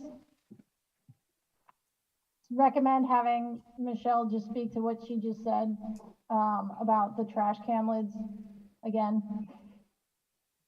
So there's a request, Michelle, for you to repeat what you said about the trash can lids. So I believe what Commissioner Perry just said is correct, that all trash cans, red can family, Casella would have black lids. And to the earlier point made that this has been in place since roughly 2013, many of those cans, toters, carts should have gone out of service by now anyway and had that replacement made. So we're not asking for a lot of new purchasing and manufacturing of materials unless they've been ignoring that requirement and need to go out of service coming up or replace lids that were replaced in error with the wrong color in violation of our ordinance. Thanks for clarifying. You're welcome.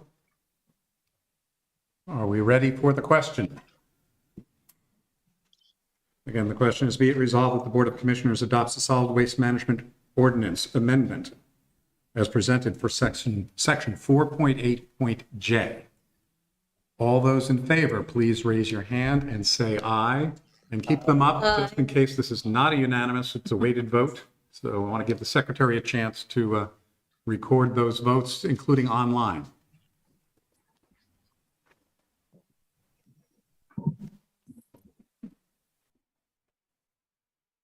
South Burlington has raised its hand and carries a lot of weight, so. And There's I'm sorry, your majority right there. Okay, I think you can confirm it. Those opposed, please raise your hand and say nay. Abstentions? Kelton, Williston. Thank you. Williston and Shelburne have abstained. I declare this resolution as passed. Last one, I believe I lied before. This is the very last one, though, telling the truth. 4.13. And I apologize to my fellow commissioners for having put out so many. But this one bothers me because, in my opinion, the district's proposed language regarding exceptions for endangering health and safety weakens the current language. Contrary to the district's assertion, my reading of the proposed change in language weakens the protection of health and safety of the workers. And so I would be opposed to the proposed language. That's just my opinion.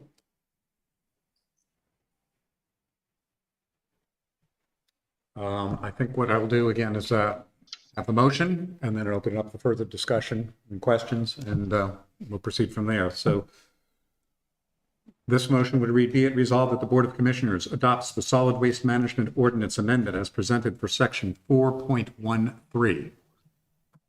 So move, South Burlington. Thank you, South Burlington. Do we have- Second, Twinsburg. Thank you, Rick.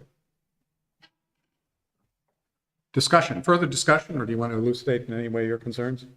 Yeah, what the proposed language simply says that the hauler should abide by all relevant health and safety regulations, laws, etc.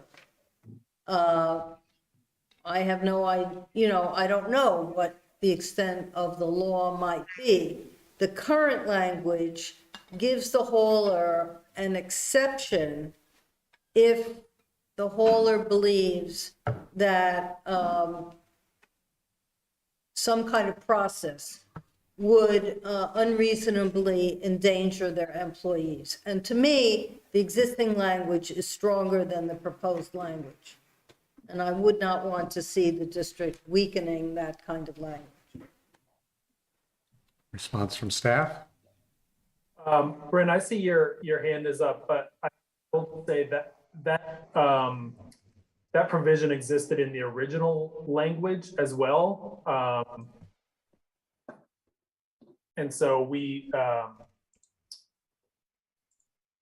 just continuing to include it in this new version.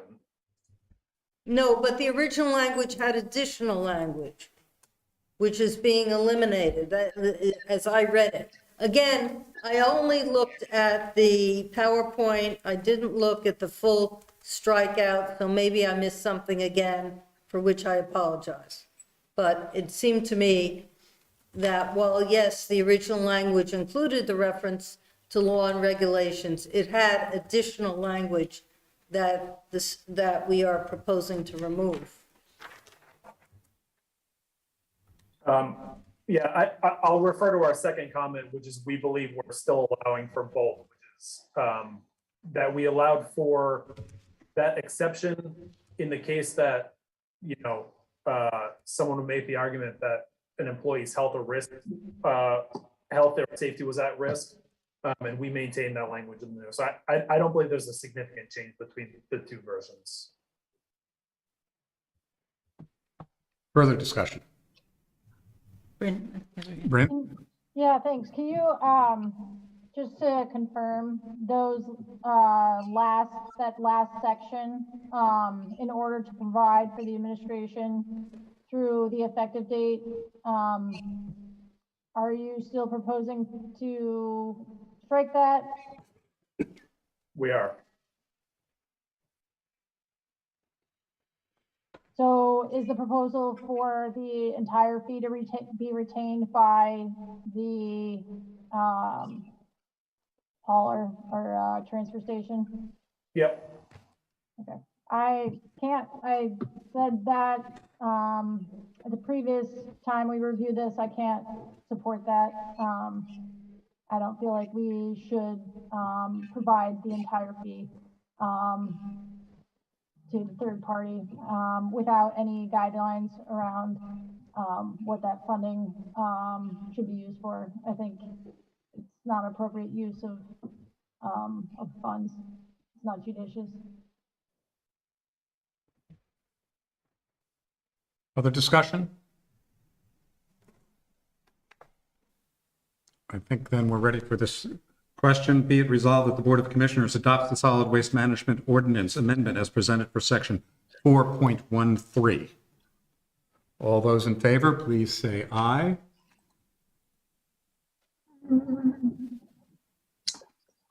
Did I move? Have we had a motion to? I don't. We don't. I'm sorry, it's getting late. Yeah, I don't remember a motion. Okay. No. No, we didn't. Okay, thank you. I'm sorry. I apologize. Well, I'll read it again. Be it resolved that the Board of Commissioners adopts the Solid Waste Management Ordinance Amendment as presented for Section 4.13. Anybody care to move it? So moved. Thank you, Paul. Second. Thank you, Lee. Now we'll open up further discussion.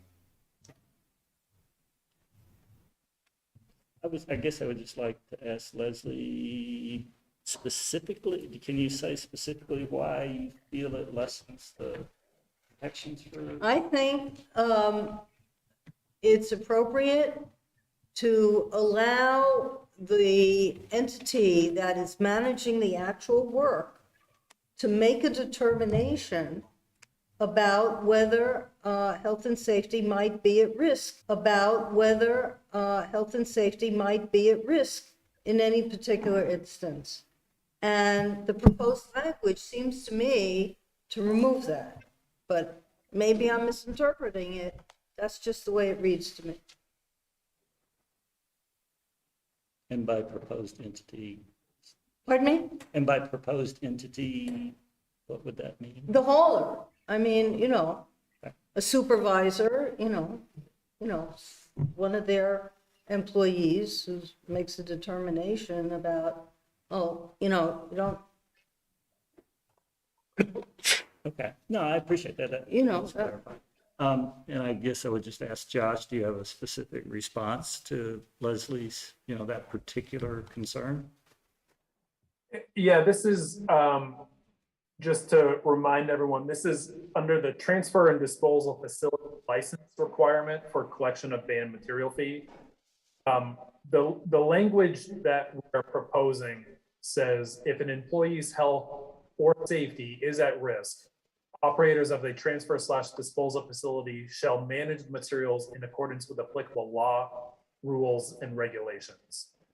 The only thing we're proposing to strike from the current language is that operators of transfer disposal facilities shall make a reasonable effort to remove, and then the certain categories from any load in violation of this provision if health and or safety of employees are not at risk. Proposing to strike that last small section because we believe it's redundant. We believe that last sentence accomplishes the same thing, where we're giving the transfer disposal facilities the ability to make that call when it's to protect the health and safety of their employees. As long as it's in compliance with state and federal rules, I think, right? Yeah, but sometimes state and federal rules are inadequate. Okay. And that's. I read it the same as Leslie. I mean, I read it the exact same way as Leslie's reading it when it got changed. Rick. Tom. Yeah, and it looks like some of the changes are related to health and safety and some are not. So just putting that out there. Yes, there are several changes in this section. It's not just health and safety, it's also the banned material fee retention. Alan. So if we vote this down, it's not going to greatly affect our operation? Our operation, no, because this is for transfer station. Right. I mean, it's not going to change anything from what's been going on for the last 7 years. Josh, can you speak to if this section does not authorize what that would mean? It would mean that a banned material fee would continue to be assessed and collected as it has been since its inception, which would be a 50-50 split of that fee, the transfer station and CSW. So no, it wouldn't change. By striking down changes, we would continue as we currently have been operating. That's correct. And Bryn's had her hand up, and then Janine also had her hand up. Yeah, and I want to just reiterate my reluctance and my reasoning for the reluctance of allowing the facility to retain the entire fee is it feels as though then there's no oversight. There's no opportunity for review. There's no frequency of reporting of when these fees are collected and why. And given that the majority of facilities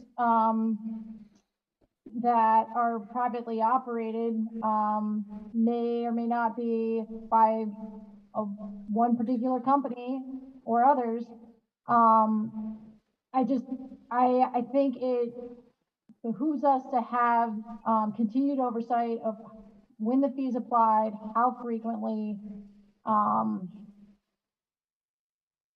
So that's the reason that this is standing out to me as something that Sorry, Bryn, I will push back a little bit. We get this data as part of our monthly reporting data from our transfer disposal facilities because they document that payment, and it's laid out in the second paragraph of section 4.13 that they will continue to document that, and that information will still be made available to us. The intention was to never stop receiving this information. We want to continue to receive the documented incidents of the banned material fee being assessed, and that's sort of all we really want is that information and those examples of the transfer disposal facilities receiving loads that either have banned materials in them or 10% greater mandatory recyclables and food. Sure, I just don't see it as a de minimis amount. It's not like 10 cents on a bag ban. Understood. Janine? So I just wanted to kind of understand so there's two different issues here. There's Bryn's issue with regard to the splitting the banned material fee or the no longer splitting of that. But then there's also the issue with regard, Leslie's concern about the hazardous. Is there if you guys, and Alan, I don't know where you fall, but is it something that, you don't want to change it at all? Or is it half and half? Or, I think just for my 2 cents on the reason that I kind of talked about this banned material fee is that this is under the licensing for a transfer station. So it's their duty to be doing this. And so it seemed to me, if we were giving them the responsibility, it is their responsibility to do it under state law, that they should be able to take that money for purposes related to that, whether it's education or whatnot. As Josh said, we get that information monthly. If we see a trend, we certainly can go out, we get the pictures, we can check on that as a regulator. And then I also think you would hear a lot from haulers if all of a sudden they started getting tagged, significantly more than they are currently, that we would probably hear from them as well. So that's kind of in response to your concerns, Bryn. But I just did want to throw out there that if it's the other part that Leslie's more concerned about, if we want to consider maybe accepting part of it and not the other part, or not, either way. I just didn't want to cancel one out because we had two different issues really going on here. We've had a lot of discussion on this particular resolution. I'm not sure we've resolved all the questions. I think the commissioners have the information they need. If it's voted in the affirmative, it will be adopted. If not, it will be rejected and it'll go back for further work.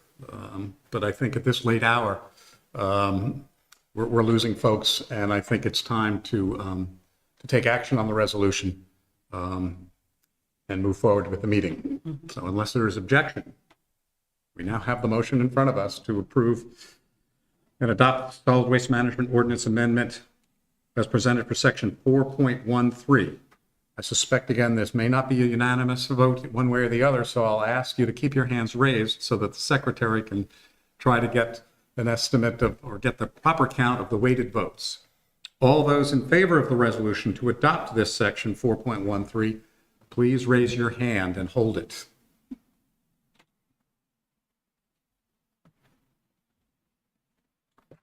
I'm not sure Amy saw you. Okay, that's fine. I have 2 in the room.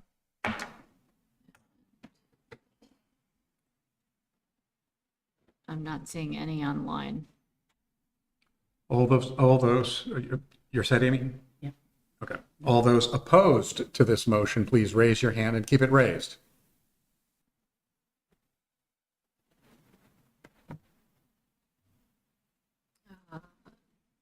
Bryn is the voter. Bryn and Liz. Yep. I think you can put your hands down now. And I think the answer is clear that this motion has failed. So that leaves two sections to be further refined and brought back to the board. I believe we're now ready to move on. That concludes this section 6 of the agenda. There is no executive session tonight. Is there any other business to bring before the board? If not, Motion to adjourn. I would like to make a comment that's meant to be humorous relating to the ethics of our organization. I found a coin of my homeland on the floor. I want it to be noted that in no way should this be considered payment for my attendance here tonight.